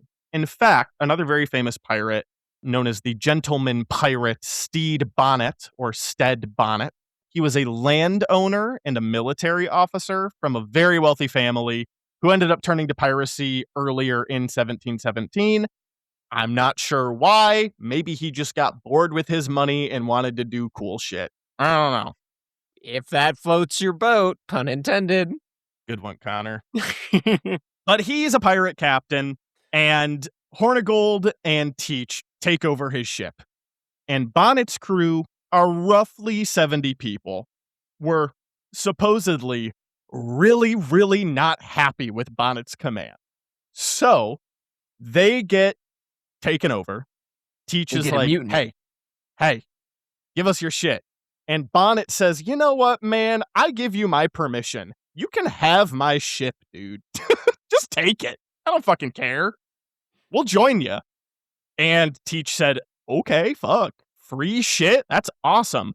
So he took control of the ship, and the ship was called Revenge. Now, it is not to be confused with the Queen Anne's variant of Revenge. This is a different ship. It's a different ship. But Connor, I could feel you. I could feel you like a dog, a dog fucking pulling on his fucking leash. That you were like, Queen Anne's Revenge. When does it earn the Queen Anne? That is specifically what I thought to myself. Was I went, ooh boy, I can't wait for it to do something cool and earn the Queen Anne. Not at all. It never does that. It's a totally different ship. But I won't tease you any longer, Connor. All right. We're going to talk about how he got the flagship vessel, the one that he is known for throughout history. So we are still in the end of 1717. Accounts say that it was around November 28th of that year. and Teach's ships attacked a French merchant vessel off of the coast of St. Vincent. They are firing broadside across their bulwarks, and basically the captain is forced to surrender. And the ship was named La Concorde. Genuinely, this ship was like the village bike. Like, everybody seemed to have a ride. It was originally an English merchant ship called the Concorde, but then it was captured in 1711 by the French, and they Frenchified it to La Concorde. And then it kind of changed hands amongst the French a bunch of times until we get to 1717. So he gets on this ship, and Teach does something that is pretty common of him, actually. He says, "Hello, crew of La Concorde. This is mine now. Join my crew." And pretty much all of them were like, "Sure." And he said, "Here's the funny thing. This ship is mine because it's nicer and better. You get to now command one of my smaller sloops." So he is now building up properly his fleet. And by this point, I'm pretty sure him and Hornigold had kind of gone their separate ways. Teach was now his own free agent pirate. So, something I think you would find funny. The crew of La Concorde, when they got onto one of his little sloops, they immediately renamed it Mauvaise Rencontre, which is horrible French on my part, but it means bad meeting. I put that together. That's fun. That's funny, right? They're like, I enjoy "Damn, that. we got this as a result of a bad meeting." But more importantly, Teach immediately renames La Concorde Queen and Revenge. Nice. He also immediately outfits her with a shit ton of guns and cannons. Just so much. Good Just man, so good many man. guns. I mean, this thing is a fucking beast. And at this point, Teach ended up actually placing Stead Bonnet back in command of just the Revenge, the unspecified Revenge. Mhm. So his fleet grows even more, and now he's got this flagship vessel. And because of this, he can start being a bit more aggressive and ambitious with his exploits. So, notably, same year, late November 1717, near St. Vincent, he attacked a ship called the Great Allen. My understanding is this was a pretty big ship. It sounds kind of important. It was called Great for a reason, I'm assuming. I would believe that. There was a very lengthy engagement, and eventually he forced the very large and exceedingly well-armed merchant vessel to surrender. He then ordered the vessel to move closer to shore, and this is what's interesting. He disembarked the crew, he emptied the cargo holds, and then he burned and sank the vessel. And this is something that you're going to see a lot from Edward Teach, Mhm. is when he won a battle, if there were casualties in it, no more casualties would occur after the initial conflict. He would take captives and he would have hostages. We're actually about to get to a very infamous example of that. But he let people live. Hmm. Just something to keep in mind. Mhm. By this point, the main reason I bring this up with the battle of the Great Allen versus the Queen Anne's Revenge is that at this point, he was likely commanding at least 150 men between 3 different vessels. So he's got a proper, I called his one sloop with 70 guys formidable. He's now a threat. Yeah, he's got like an army. Yeah, dude, he's scary now. It's a Yeah. fleet. It's a proper fleet. Okay. So that's great. We've got the ship now. But Connor, I've been calling this guy Edward Teach. When the fuck does he become Blackbeard? I want Blackbeard. I want Blackbeard. I hear you, Connor. I hear you. You do. And we're going to get there. We're now at the very tail end of 1717. It is December 5th. Teach ends up stopping a merchant sloop called the Margaret off the coast of Crab Island, which is really not important where it is. What is important are the people that are on it that end up actually giving another report as to who took their ship. So the Margaret's captain, a man named Captain Henry Bostick or Bostock, and his crew ended up becoming Teach's prisoners for about 8 hours. And they were just forced to watch as their boat and all its stuff was ransacked. Bostick had been held aboard the Queen Anne's Revenge and was returned unharmed. And he was, again, allowed to leave with his crew. I bring this up because, Connor, I don't know about you. I Mhm. had this visage of Blackbeard in my mind that he was a dead men tell no tales, swashbuckler, slit your throat from fucking ear to ear, and push you overboard so the sharks can feed on you. Mhm. That's doesn't seem like that's who this guy is. Was You he know? ruthless with regard to, like, the amount of shit he was stealing and how brutally efficient he was when it came to naval combat, as well as his endurance for taking out ships that were larger than his? Absolutely.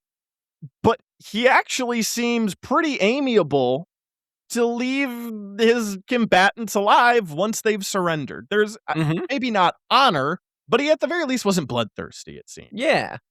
I'm getting the profiteer vibe from him. Like, he really was in it for the glory and the wine. You're a very Different red astute liquid man. than the blood.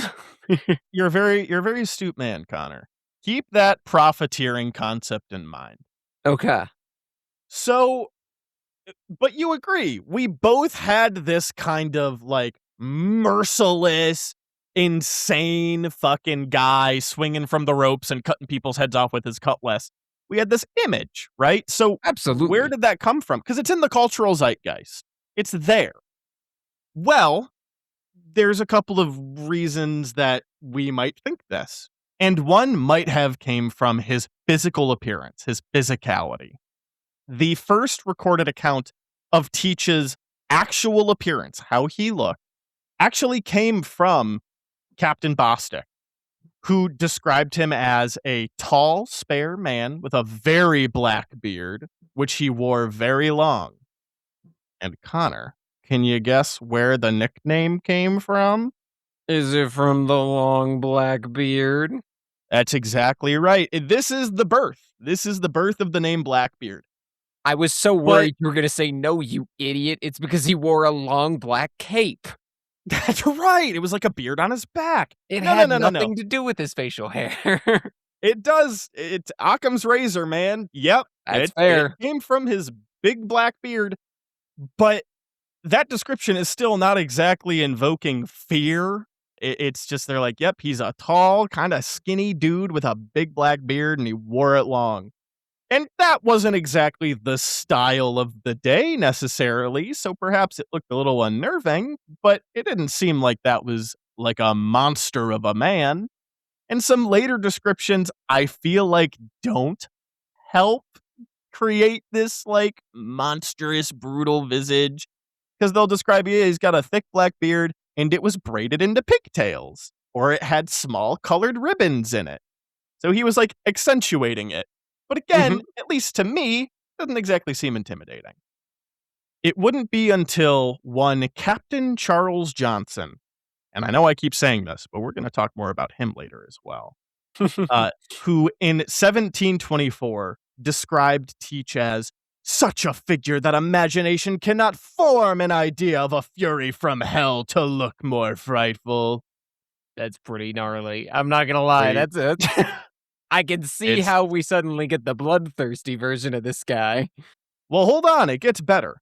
Because he also describes what Teach looked like in times of battle and combat. Said that he wore a sling over his shoulders with 3 brace of pistols hanging in holsters like bandoliers and stuck lighted slow matches burning under his hat. So, I'm gonna keep it a buck with you.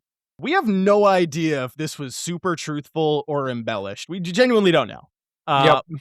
what is clear is that Blackbeard definitely had an affinity for appearance and a kind of certain flair to him, which to me reads as somebody that understood that most of a battle is fought in the mind. This guy was psychological in combat. Mhm. So now, because he has earned the title, I will continue calling Teach by his famous name, Blackbeard. We're now in the turn of a new year. It is May 1718. Blackbeard has Wow, he given had a big himself year. Sorry. dude, thank you for pointing that out. I was gonna do it at the end and be like, Connor, did you clock how long this was? He did a lot in 1 year. Yeah. I just suddenly you said, "And now we move on to the next year," and I was like, "Holy shit, he just went from 0 to commander of an army." I keep saying army, navy, in 12 months. That's very impressive. It's pretty crazy. He moved fast. And at this point, he had named himself Commodore. And really, this is where he's at the height of his power. I would say this persona is the ubiquitous version of Blackbeard that people Mhm. think of in popular culture. This is the Blackbeard that we see kind of caricatures built upon, and likely who Percy and Annabeth met. Mhm. So he's big dog on campus, and he's acting like it too. Later in May of 1718, his flotilla, which I believe is just his little group, blockaded the port of, once again, Charlestown. I told you we'd be back. We're back. In the province of South Carolina. So, Connor, we've talked about blockades. Didn't Yes, think we we'd be talking have. about them again. Connor, blockades are really bad. It's like laying siege via water. And again, these are early colonies. A lot of what they get is from the water. So not Mhm. being able to get their stuff is not good. It's very bad. During this blockade, all vessels entering and leaving the port were totally stopped. And the town, unfortunately, had no guard ship. So its little rinky dinky boat that it did have kind of keeping watch was immediately captured. Over the next about a week, maybe 5 or 6 days, there were 9 ships stopped and ransacked as they attempted to make their way past or through Charlestown. And Blackbeard just said, we indiscriminately are going to take whatever the fuck we want. Hell yeah. Now, one of these ships becomes very important. The Crowley. That is a ship that was headed for London, and it held a group of very important and prominent Charlestown citizens, including at least one member of the South Carolinian Provincial Council. So he's a big deal in this Yeah. colony. The Crowley's passengers, once their ship was boarded, were questioned about the vessels that were still in the port, and then they were locked below decks for about half a day. And during this time, Blackbeard informed the prisoners that his fleet was in need of medical supplies from the colonial government of South Carolina. And if he didn't get them, quote, all prisoners would be executed with their heads sent to the governor and all captured ships burnt. Holy shit. Now, Connor, based on everything I've told you, that sounds a little bit intense for the guy, right? It does. That's what I'm literally about to say. I would believe that that is where some of the merciless, ruthless pirate shit comes from. Yeah, because what the fuck? Yeah, what happened to we don't take or rather we leave survivors, not we don't take them. We absolutely do. Yeah, not only that, not only are we going to kill you, we're going to send your heads back to the governor. Yeah. Like, it's what a fucking step up. But here is what actually happens. So, this captive member of the council agrees to Blackbeard's demands, says, okay, I will go, I will get you what you need and bring it back. I'll make sure it happens. Blackbeard says, great. You have 2 days to go out with some of my crew to make sure you don't do any fuck shit. All right, I gotta send some of my boys. collect the drugs, and come back. 2 days. Don't be late. Otherwise, heads sent to governor, ships burned, you understand. Yep, the bad part. The bad parts. So he moves his fleet and all of the captured ships to about 5 or 6 leagues out from the coast, which is about 15 miles and 24 kilometers. So it's a bit far out. Mhm. Kind of gives some breathing room from the blockade. Tight timeline. That is a tight 3 timeline. days later, Ah, 3 days later, a messenger returns to the fleet. They say that the boat that was sent out to acquire the drugs was capsized and it oh, delayed their arrival into Charlestown. Whoops. Well, unfortunately, Connor, he gave them 2 days and it was 3 days. yep. So, what do you expect? All of the captives were still alive, actually. No heads were chopped off. There were no burnt ships. They just were kind of chilling. I mean, that's Now, kinda what I expected at this point, yeah, especially if he right? needs the medicine. Correct. So Blackbeard says, all right, but this time I really mean it. 2 days. I'm only giving you 2 days. And he sends out another party from his crew. And once again, they don't return. So he calls a meeting with the sailors and says, all right, guys, we're going into the fucking harbor. All right, enough of this shit. He causes a panic within the town because Yep, the pirate fleet with all of their stolen vessels started yep. rolling up into port. And when they get there, the individual that was sent for the drugs finally returns to the fleet. And he says, hey guys, really, really sorry about the perpetual delay. Here's what happened. I arrived with your friends and I gave my demands to the governor. And the governor immediately got the drugs for you guys. Like, so fucking fast. I'd never seen him move that fast for this kind of thing before. Like, he wanted you guys to have all the drugs. Unfortunately, Blackbeard, the pirates that you sent to escort me were really hard to find to bring me back because they wandered into a fucking tavern and were busy drinking with friends. And finally, I found them, but they were too drunk to do anything.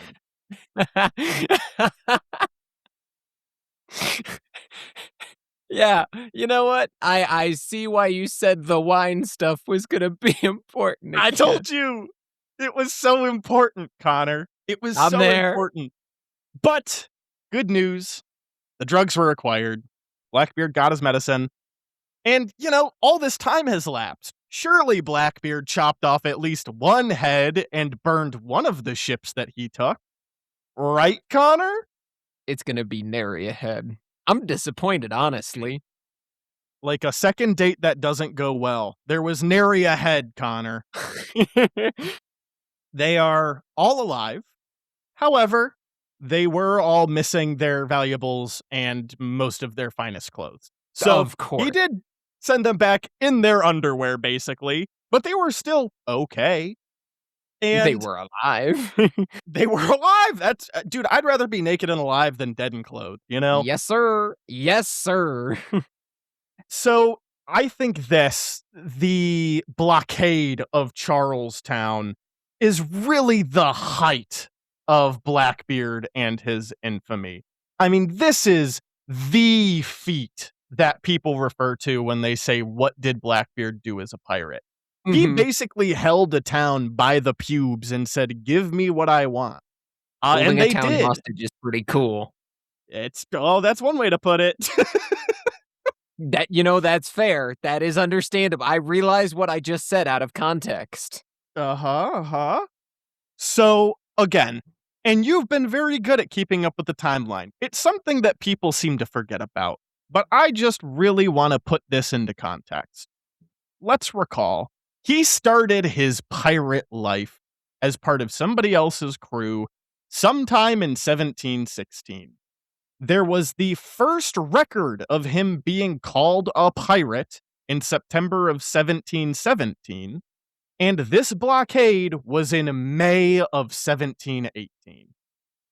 I don't think I'm starting to maybe he just wasn't that experienced. What do you mean by that? I want to pick your brain on this. I think a pirate who'd been in the game for longer and knew what it took to stay alive probably would have struck some fear into people. He'd have made at least one head roll. One, maybe.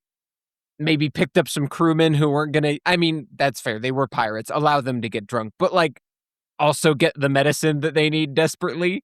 I'm just starting to think here.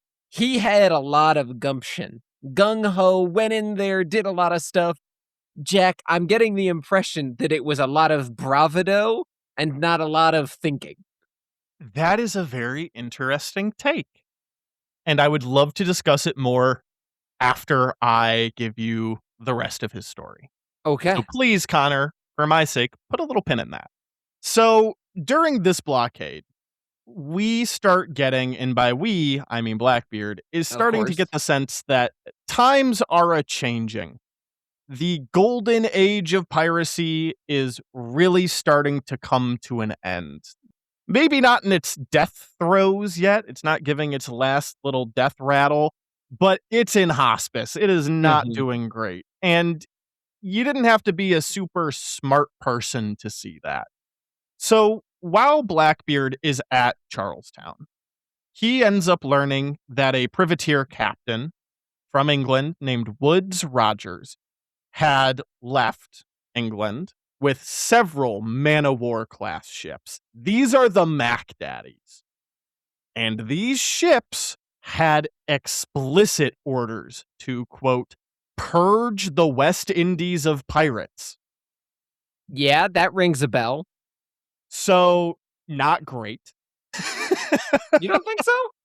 Not great. So he grabs whatever drugs he can, which some people might think, and again, there is no way to really substantiate this that I could find, but I think it's fair to at the very least assume, why did he need all of this medicine? Well, one, it's just good to have, but two, shit was about to get so real, and Yeah, he really needed to bad. make sure that he was ready to fucking brawl if needed. So Blackbeard, we talked about he's got like a little fucking army going on. This shit is nothing in comparison to the absolute fucking destroyer class warships that are coming from across the Atlantic. Yeah, because So didn't pirates historically, they used, like, the fastest ships they could get their hands on because they needed to flee these types of larger ships. definitely leaned more for the agility and speed. I can't speak too intimately on that because that is another rabbit hole I almost fell down and pulled myself out of. All good. We'll just go off of probably, because that's What what I here's what's remember. important. These pirates did not have those kinds of ships. Exactly. Yep, I That's follow. what Yep, They that's the had most big important ships. thing. Teach did not. Correct. He had big ships, they had bigger ships. The biggest ships, one might say. So Blackbeard is like, we gotta get the fuck out of here. And so he starts sailing northward along the Atlantic coast and into an inlet in North Carolina. What they intended to do was find a place where they could careen their ships, which was intentionally ground them, to scrape their hulls. Basically, fix them, Mhm. get them back in tip top shape. However, on June 10th, 1718, the Queen Anne's Revenge got stuck on a sandbar. Oh, no. And, like, it was bad. It cracked her main mast and severely damaged a lot of the timbers on that ship. They were shivered. They shivered her timbers. Damn. I Yeah, they they shivered her timbers, that's crazy. they sure did. The fucking icon, the Queen Anne's Revenge, just kind of got stuck. And Blackbeard knew this. He was like, "Fuck! All right, I think I need this ship. All right, I'm gonna get a bunch of sloops, and we're gonna throw some rope. Sloops are smaller Yep. vessels. I probably should have said that earlier in case that wasn't clear. They throw a bunch of ropes across the Queen Anne's Revenge and try to free her. But things only got a lot worse when another one of the sloops became beached. So Oh, now no. Queen Anne's Revenge and another boat were stuck in a sandbar and apparently damaged beyond repair. Damn. So, in basically a single day or two, his kind of formidable fleet shrunk, where there was now only Bonnet's unspecified revenge and one of the captured Spanish sloops that he had been trolling with for a bit. So, there's a second aspect to he is trying to outrun the British Navy. He's trying to get Mhm. the fuck out of Dodge. Yep. There was a second prong to the British approach to ending career piracy. And that was more of a soft diplomatic approach, a carrot to the military's stick. Mhm. King George I, through his 1717 Acts of Grace, specifically had one called the Proclamation for Suppressing Pirates. And Connor, this was a big deal because this proclamation was basically a mass blanket pardon to all pirates who surrendered to the crown or provincial government on or before the 5th of September, 1718. However, there was a big caveat, and that caveat stipulated that immunity was only offered against crimes committed before January 5th of 1718. So, Connor, remember when I said the most infamous thing that Blackbeard did was that blockade? Uh-huh. Do you remember when that happened? I know I've thrown a lot of dates at you, but do you think it was before January 5th, 1718, or after January 5th, 1718? Jack, I'm genuinely trying to rack my brain because I know right around it you said, and then came the turn of 1718. And I think it was right. I think it was after you said it that all happened right as it was happening. Because was it because the guys were delayed? So, no. Okay. Uh, the blockade happened in May of 1718. Okay, so it just What was in 1718. Yes. What you might be thinking of or referring to is when I said Blackbeard had probably heard about these pardons during that blockade as he was getting news from the mainland. Ah, okay. So, here's the important thing, Connor. Yep. The worst thing that Blackbeard ever did happened after the cutoff. Happened. Yep. Not Oop, not gonna get any oopsies. That's tough. Not great. Supposedly, again, maybe supposedly, in theory, he may have told some of his inner circle that he was really tempted to take the offer and just kind of see what happened. Ooh. But he would not stick his neck out.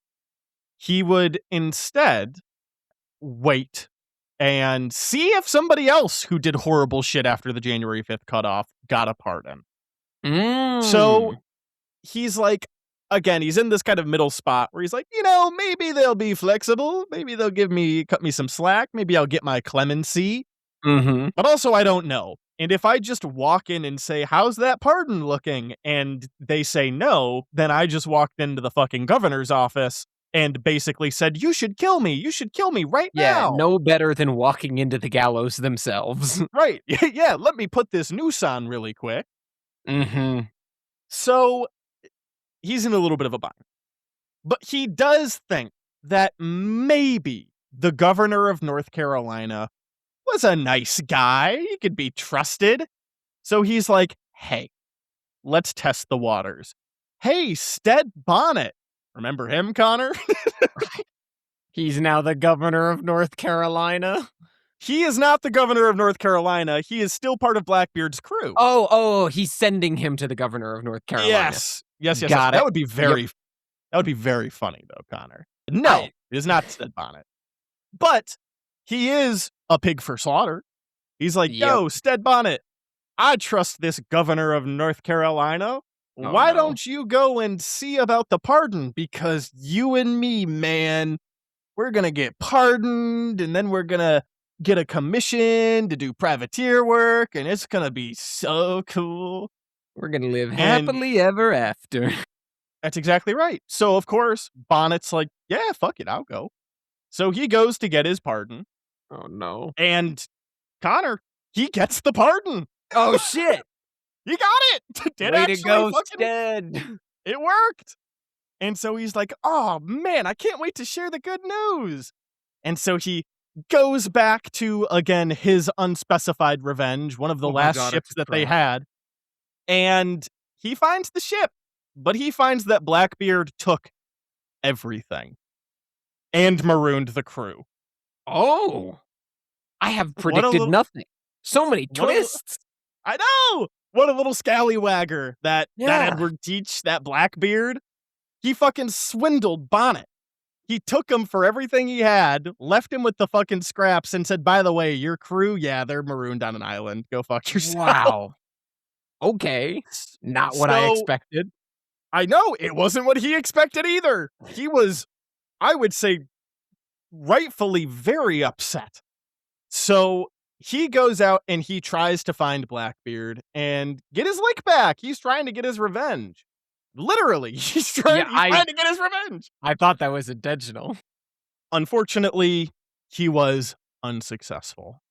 And Bonnet, being pissed off and maybe a little bit bored, actually decided, you know what?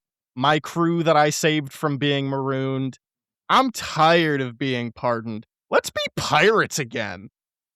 Let's go be Yeah. pirates again. And on September 27th, 1718, him and all of his crew were captured at the Cape Fear River, and Oh, no. all but 4 of them were tried and hanged by the neck in Charlestown. Well, can't say I'm not surprised about that outcome. Oops. Yep. Yeah, yeah, this Bennett guy really defied the odds at every turn, and I would say died to sheer stupidity. Unless there's something I'm missing where he's like, I have to be a pirate for one more job. Which I couldn't find because, again, he was a rich landowner. He basically was just like, man, I just kind of want to do some fuck shit with my friends. And then he died. Man, what if I did one more crime? Yeah. So this is where things get even more interesting. And Oh? you said that you describe Blackbeard or think that Blackbeard might be somebody that does a lot, got a lot of gumption, but maybe doesn't think a whole lot. Mm-hmm. Well, you see, Connor, there are some theories that Blackbeard saw the writing on the wall, that the pirate's life was getting a little too hot, and that having a large flagship like the Queen Anne's Revenge, which had become incredibly recognizable because of the blockade, as well as this massive fucking crew that was becoming even harder to control, i.e., them running off and getting shit faced when they could have been getting medicine. Yep. And he said, I got to cut my losses.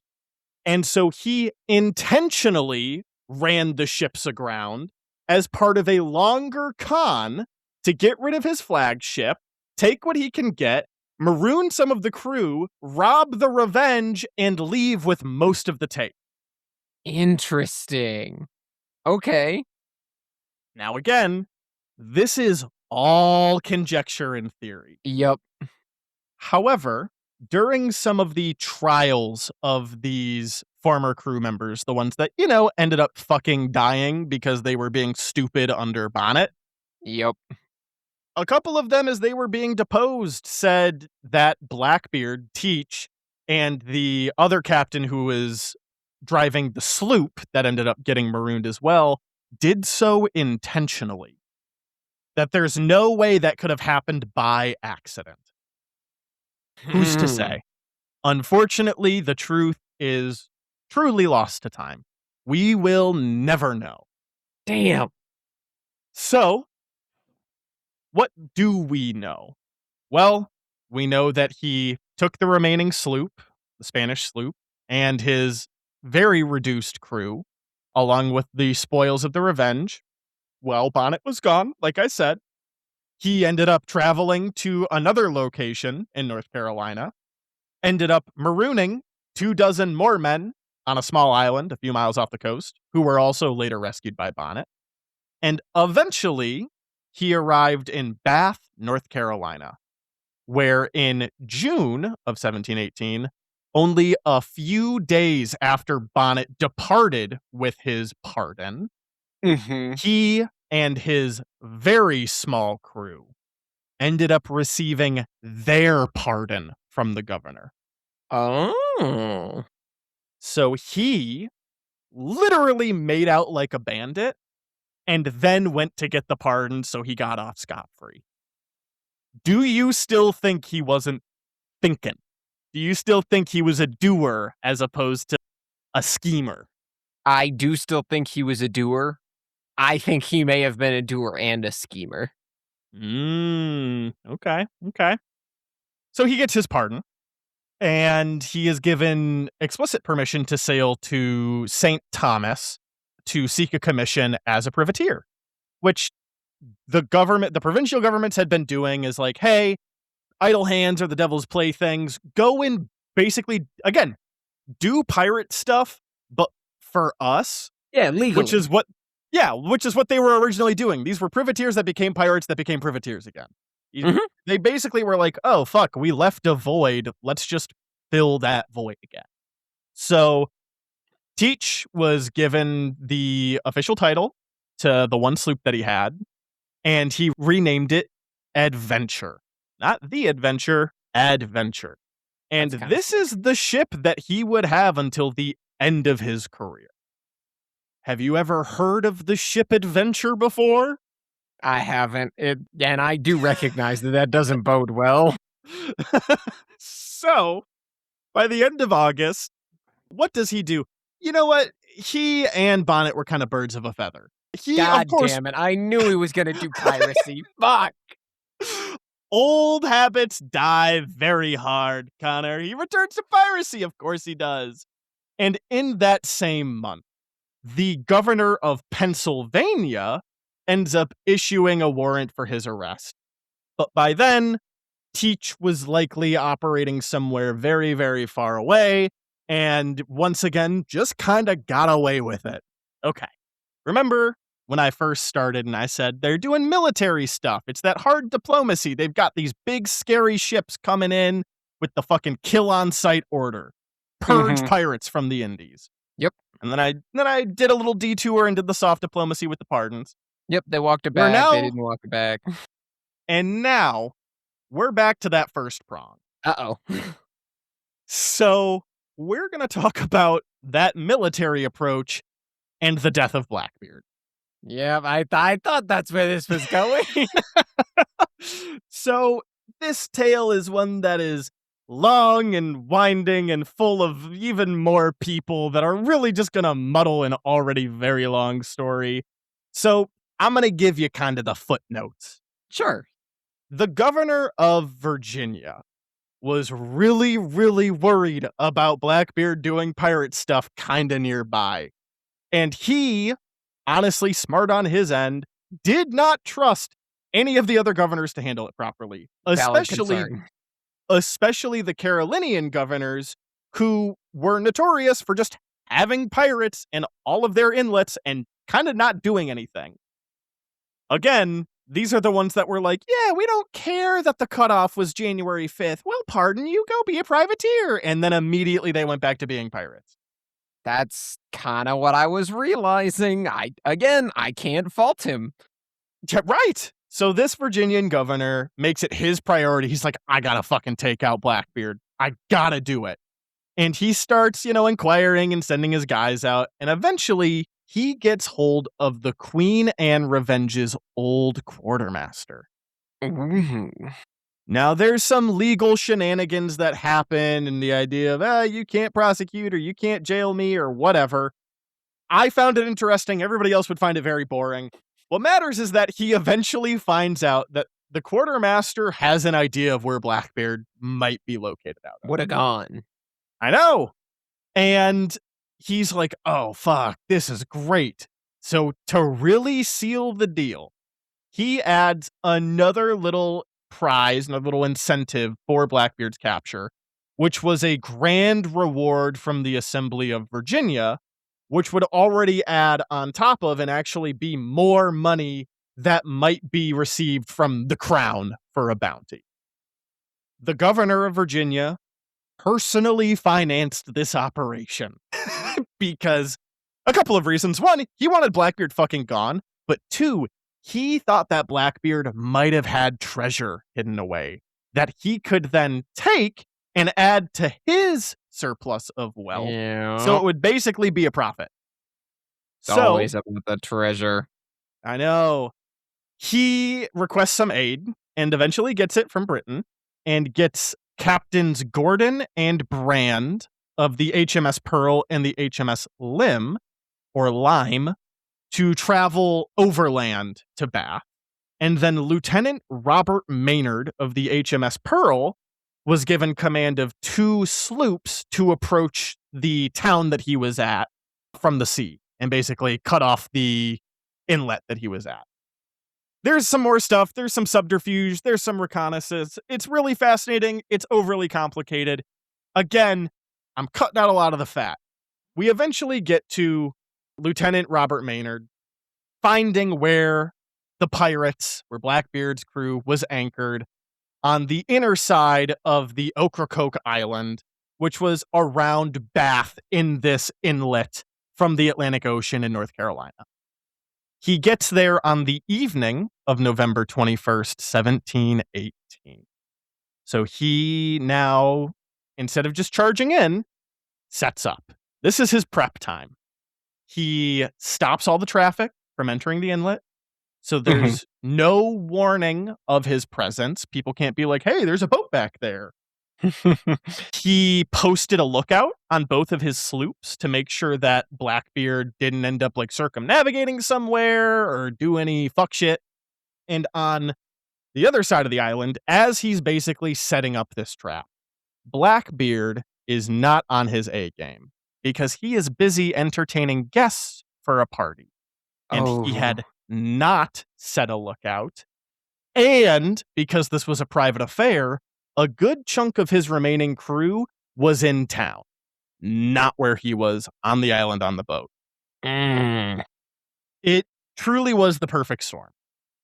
The night goes on and morning breaks. Maynard's 2 sloops enter the channel proper. Blackbeard sees them. The ships start exchanging fire. Blackbeard cuts the anchor line of the Adventure and starts fucking booking it. Yep. And now this is where an already fuzzy account gets even fuzzier. But what is known for sure is that Blackbeard put up one hell of a fight. Good. He ends up firing his broadside cannons with just such efficiency against these sloops that it is said after the first few volleys, Maynard may have lost up to a third of his forces just in that first onslaught. Holy shit. Yes. Bad. Really? Yeah. He had the jump on him and they just got absolutely just fucked right off the bat.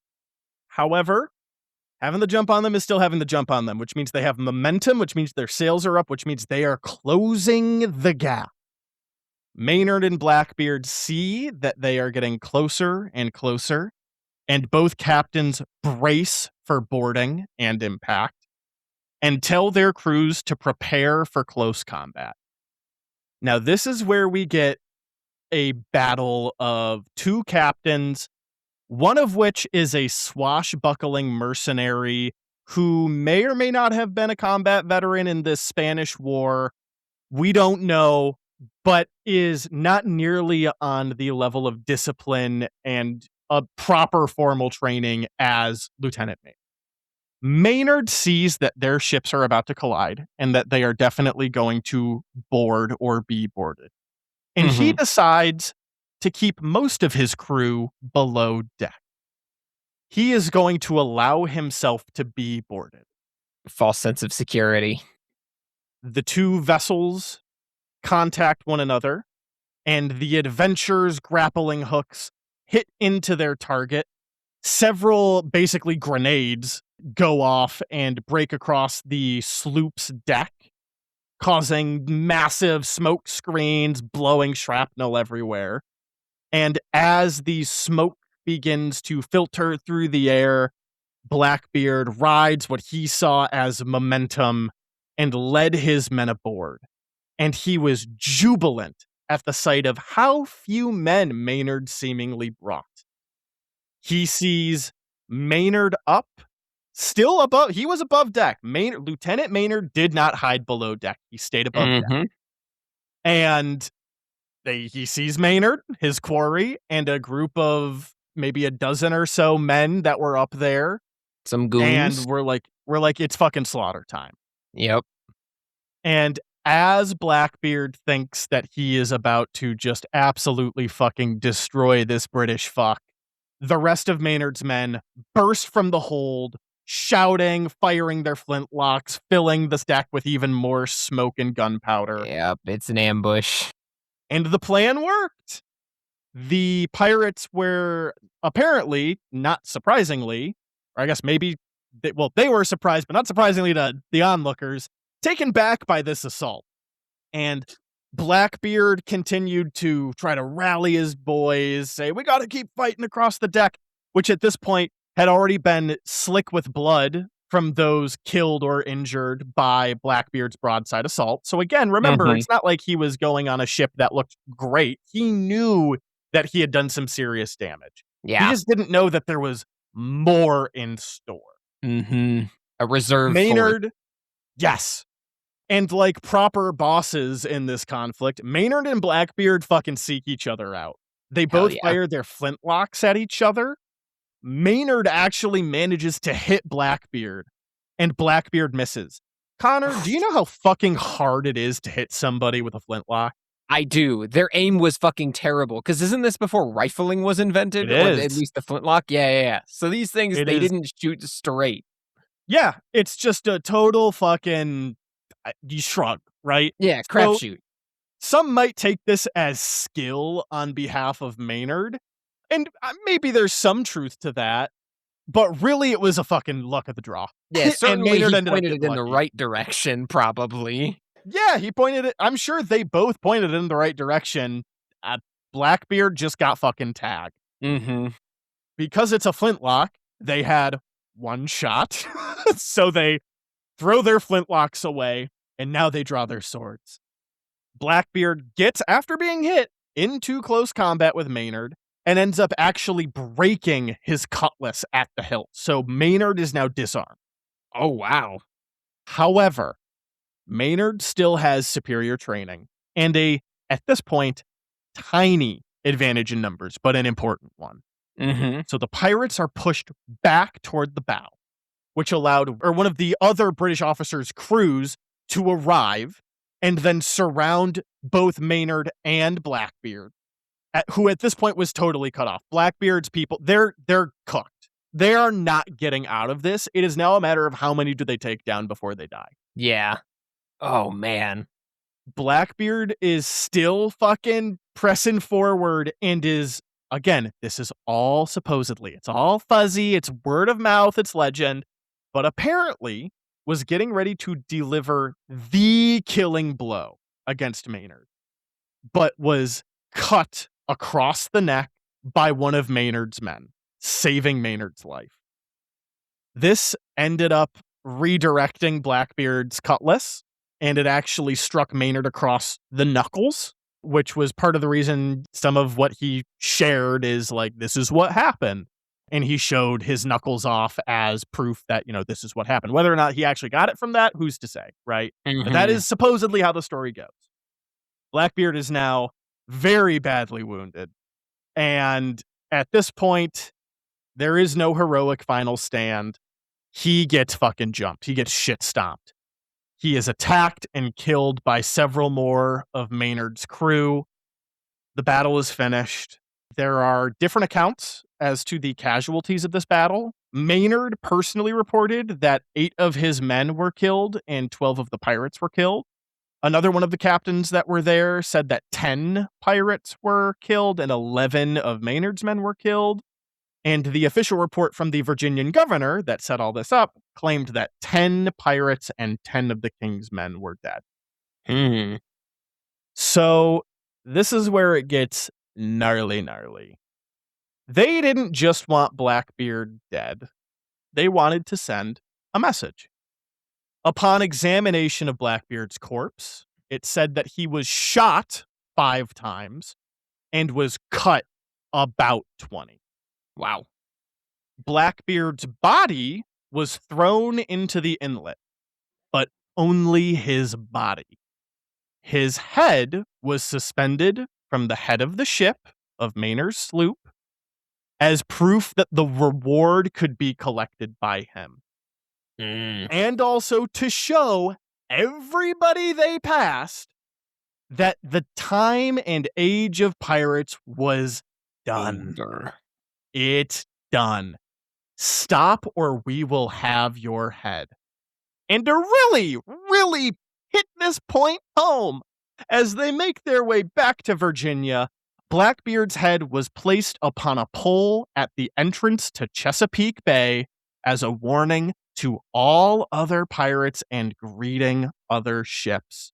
And it supposedly stood there rotting and decaying until it was finally a skull for several years. Wow. Till it fell off, basically. Pretty much. Or they were like, all right, we get it. Yeah. Well, truthfully, it stayed there for several years because several years later was about the end of the golden age of piracy. the age of properly. piracy. It was closed. And it's really the events of this latter half of 1718, this combination of military and legal action that was not only the end of Blackbeard, but it was exemplary of the beginning of the end for the golden age of piracy. Without their continued free reign of the seas, and with continued pressure from naval forces, and with people just deciding that it was not worth the trouble anymore, these coastal reavers, these pirates lost their momentum. And the concepts of maybe they'll find Spanish treasures and maybe they'll have glory, they ended up becoming hunted instead of the hunters. They were an obsolete breed. Damn. By 1719, a lot of the remaining pirates were officially on the run. A lot of them headed for West Africa and were really just trying to seize whatever they could, which wasn't a whole lot. It was a lot of poorly defended slaving vessels. And there were 3 more notable deaths of some of the most successful pirates of the era: Bartholomew Roberts in 1722, William Fly in 1726, and Olivier Levasseur in 1730. And these are the 3 that are considered by historians to mark properly the end of the Golden Age, both not only in the Caribbean, but the Red Sea as well. So there's somebody I mentioned earlier that you may have forgotten about by now, Connor. Who's But he that? explains why Blackbeard, who had a very short tenure as a pirate, and all things considered, when you read about other pirates, was kinda mid when it came to his exploits. Like, sure, he had that blockade, and sure, he fucked over some other pirates, but he wasn't as glorious with the takes he got as some of the others, and his crew wasn't as big as the others. Why then? Why is his legend so enduring? Well, there are 3 main reasons.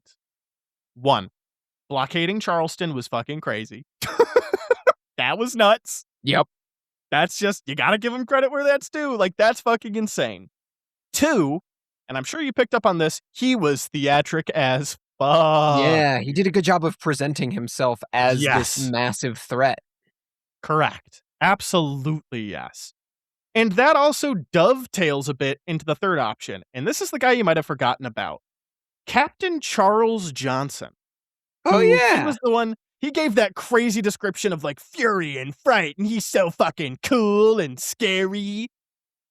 Remember him? Yeah. So, funny thing about Captain Charles Johnson, we have no fucking clue who that guy is. Oh, wait, really? Yeah, no, that's a pen name. You know, it did sound a little... That's like the... Oh, shit. Like John Smith.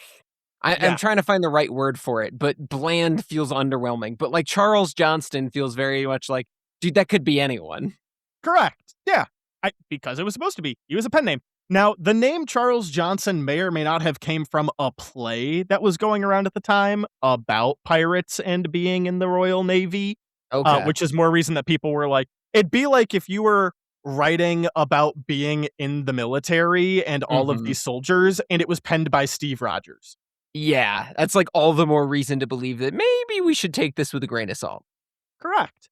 But why? We know this guy was probably fake, or at the very least, he was using this pen name, Mhm. which was kind of, it raises eyebrows. So, what the fuck does this guy have to do with pirates and the enduring legacy of Blackbeard outside of some crazy quotes? Well, Captain Charles Johnson, was the source of pirates throughout the early 18th century. He was the only guy. His 1724 book, A General History of the Robberies and Murders of the Notorious Pirates, pirates spelled with a Y here, um, Nice. was like the only thing out there that people could point to and be like, yeah, I guess that's information. And in this book, for some reason, he devoted a lot of space to Blackbeard. I have a weird question. Yes, Do we know if Edward Teach was literate? probably, but I don't know. Okay, based on your answer, we're not gonna assume that he was Charles Johnston writing under a pen name. Captain Charles Johnson wrote this and released it in 1724. Edward Teach was Yep, dead okay, and so his he head was was dead. cut off in 1718. All good. I thought maybe he made himself look cool. No. No. Good thought. Unfortunately, all the intrigue ends. Blackbeard fucking died by getting shot a bunch, cut a bunch, and his head cut off. But this book, when I'm saying it was the source, I'm not like, oh, for like 20 or 30 years. I'm talking like a century and a half. This was the Wow. only book that was really out there in the relative mainstream about these pirates. So that's probably why. That is probably why Blackbeard was characterized like we imagine him, even though that seems a bit far fetched based on what we actually know about the guy. In fact, I'm going to throw this out there. There are plenty of academics that say Blackbeard probably didn't directly kill anybody until that final battle. Hmm. You know, I gotta believe it. The marketing is good. He also Yeah, had a it sick is. name, Blackbeard. Like, at the Hey, very man. least, how many of the other guys had really cool nicknames? There was Redbeard. Yeah, and we know Yeah, about Redbeard too. that's true. That is very true. Yeah, it's fascinating, and I'm sure there's more reasons like why he started popping up as the pirate. Because in the more modern sense, the biggest like pop culture resurgence of pirates came about with Treasure Island. Mhm. And Treasure Island doesn't have Blackbeard in it. It doesn't make reference to Blackbeard in it. Yeah. It's Long John Silver. Yep. So Long John Silver was the pirate.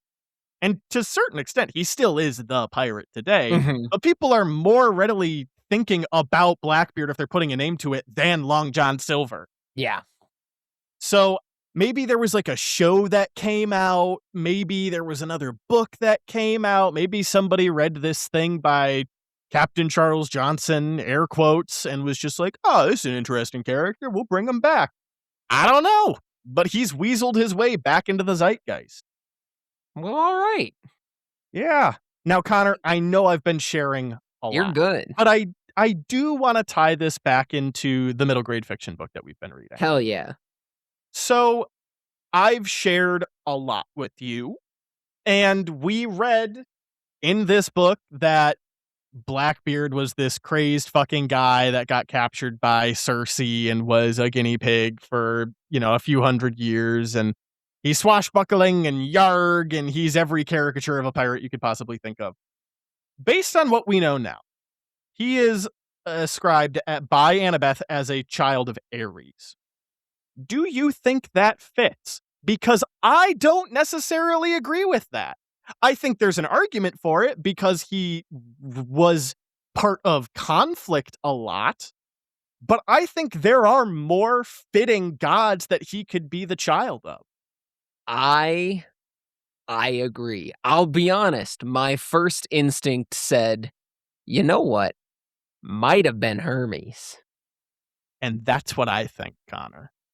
Okay, we're on the same page then. I will give credit where it's due. He was clearly a battle strategist. He did think about things. He did amass followers, which all could work very well from like the tricksy kind of side of Hermes and amassing followers there. But you also could take that as like good battle strategy, and that could fall under Ares. But especially the flightiness and the sending Stead off the way he did. Mhm. I really think it's Hermes. I'm gonna take it another step further. Well, actually, I'll explain why I think it's Hermes first. One, Hit for me. all the reasons you said, but two, he was also a traveler. He He traveled was. in and out of so many places. That's how he got away so often. He would run away and fucking hide. Everywhere he would go, he would find a place that he could hide out at.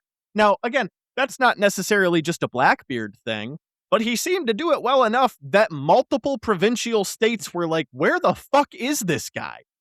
Yeah, He the skills also, that made him a good pirate were much more in Hermes' domain than anything he did in Ares' domain. It doesn't mean that. yes, Yeah. he also, and this is a stretch, but was, I would say, a somewhat hospitable captor. It might not have been the best circumstances you were put in, but he never killed his captives. He would take them on. Sometimes he would allow them to be part of his crew, right? He would take their goods and then say, all right, off with you. I'm done. Even when he made these threats of, I'm going to cut your fucking heads off and send them to the governor, I'm going to burn your ships down, even after the time periods lapsed twice that he set, he didn't touch a hair on their heads, at least as far as we're aware. Mhm. In a way, that's he's kind of, a traveler, hospitality a little bit. Yeah. There's respect there. Maybe there's a level of honor there that I feel like just a fucking child of Ares would not abide by. I specifically disagree with that take, actually, because I do think that Ares' god of war has some level of honor, but I could also be conflating him with when we get a main character who is actually son of Mars, and that's Frank. And maybe that's why I'm thinking Ares has more honor than that. In PJO lore, Ares I clearly was gonna does say, not have that much honor, I'm talking about in Percy Jackson which is specifically, totally valid. Yeah, because I Percy Jackson children of Ares are, uh, ruthless. I don't care if I lose my dessert privileges. I'm gonna maim you, new kid. Yeah, a bit barbaric. No, honestly, Jack, you've convinced me. I think that Rick, for all of the little moments where I say you didn't do enough research on this myth, he absolutely must have been doing so much research on mythology that he said, "Fucking, he's a pirate, Ares, done. I don't gotta think about it." But we did the research, and by we, I We finally did. mean Jack, not me. That's true. Here's the other thing, and this might be more controversial, but I'm gonna keep adding on. I'm gonna get a little spicy with it. I think Hermes makes the most sense, but let's say Rick, he really wanted to keep it as a war god. I think Athena fits better. I almost said that one too. No, he's clearly strategic enough for it to be Athena, and Athena's much more in the stayed her hand camp. Yes. Mhm. Yep. No, man, you've got me fully convinced. Edward Teach's son of Ares is wrong, flatly. Mhm. Mhm. I'm glad you agree. I'm glad you agree. But Connor, I have been rambling at you long enough. There you go. Hopefully you got your pirates fill. I did. Ah, who'da thunk that Pirates of the Caribbean would have been such an influential movie on me as a child? Yeah, man, they're good. They're good. And they've got great source material. They do. Oh man, I no, truly they are fascinating. Thank you for sharing this with us, Jack. Of course, of course. For the chapter itself, I thought it was good. For the few faults that I found in it and kind of the critiques that I had, overall, I feel like it was still a strong chapter. And it is one where by the end of it, it was a page turner. I wanted to keep going. Yeah. I felt like the weakest moment is when we're doing the setup for the set piece where it's like, and we're on the island, and they're actively saying, "It's a trap, but we're hungry." Mhm. But once they're there, and once you can kind of buy the manipulation and the magical lure that they're being given, it really picks up, and honestly, I think I've put my finger on it. The transition is very quick between the slow to the, "Whoa, wacky shit." Uh-huh. And it almost felt like it needed a little bit more space there, but I get why it isn't there because both of those things fit in this same chapter really well together Mhm. thematically, and it makes it feel very cohesive, which is really nice. Yeah, totally agree. But those are my thoughts, man. All right. Well, in that case, I suppose we are going to dive headlong into the next chapter in the next episode. See you there. See ya. Thanks for listening. If you enjoyed this podcast and want to support our content, please be sure to leave a review, share with your friends, and follow us on all your favorite podcast platforms. Until next time, this has been Notes from the Oracle.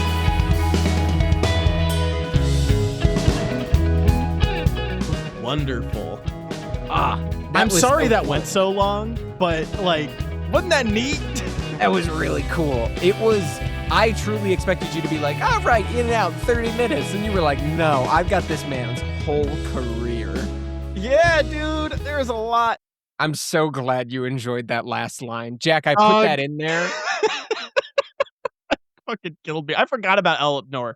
Once upon a time, I knew this guy. I knew about this guy, and he just totally slipped my memory.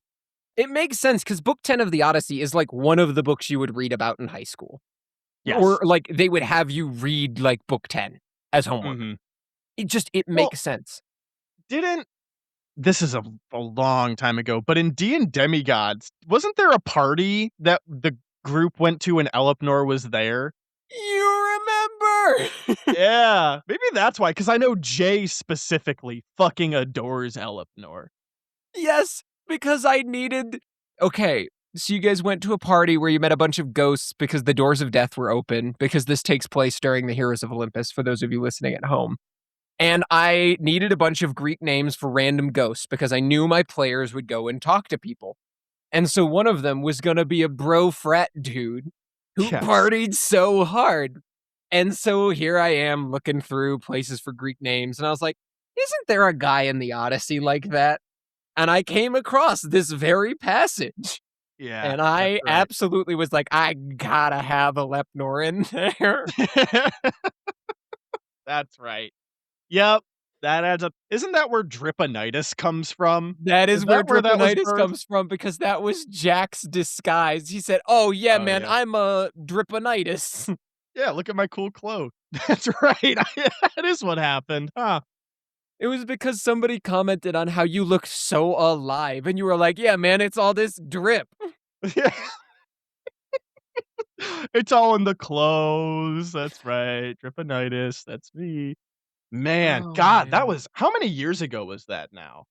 Too many. Oh my god. I was actually just going through. We created the D and Demigods chat in 2019.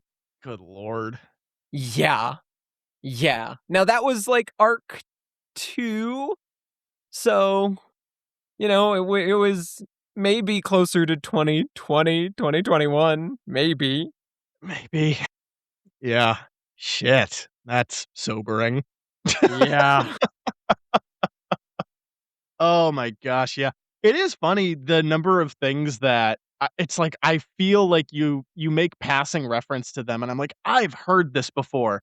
And I don't know if it's because just through my own, like, past interest in Greek mythology or classes I've taken or whatever that I'm like, "Oh yeah, that's a synapse that's never gonna go away." I just for some reason remember this specific thing.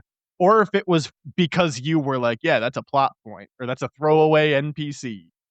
It I love that I've contributed to your osmosis in that way, and now I Uh-huh. love that I'm getting to contribute to it again with the podcast because that's so fun to me.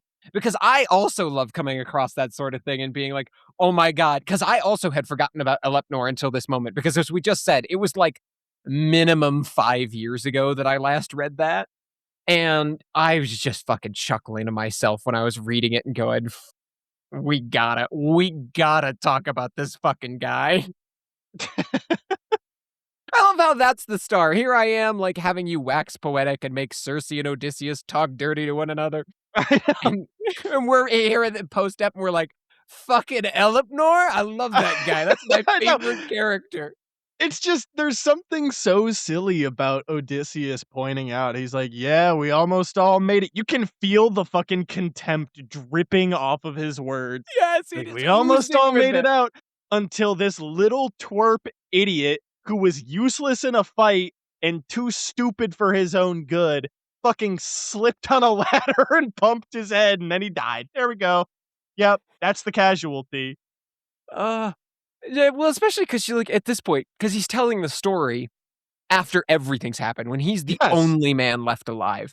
Yeah. And I love that that means that the only indictment he gives, truly, among all of this is like, he's like, "I could have killed Eurylochus right then and there." But in the same chapter, he's like, "He was my right-hand man, my commander-in-chief," that sort of thing. Mhm. And at the same time, he's like, "But fuck this idiot. Oh my god. We could have made it, but this buffoon." No, my record was perfect on this one island. I thought we were Yeah, finally gonna do it. because he's also not afraid of giving out praise to random people. "Polites, nicest guy in my crew." Yeah. Honestly, my favorite.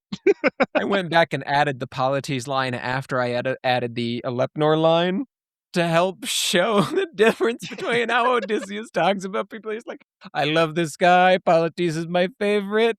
Fuck you. You suck." And he's right. And he's correct. Oh, he definitely is, and that's the best fucking part. Oh Oh, my man. gosh. I think that's Ooh. enough raving about Elepnor for the post episode. Yeah, probably.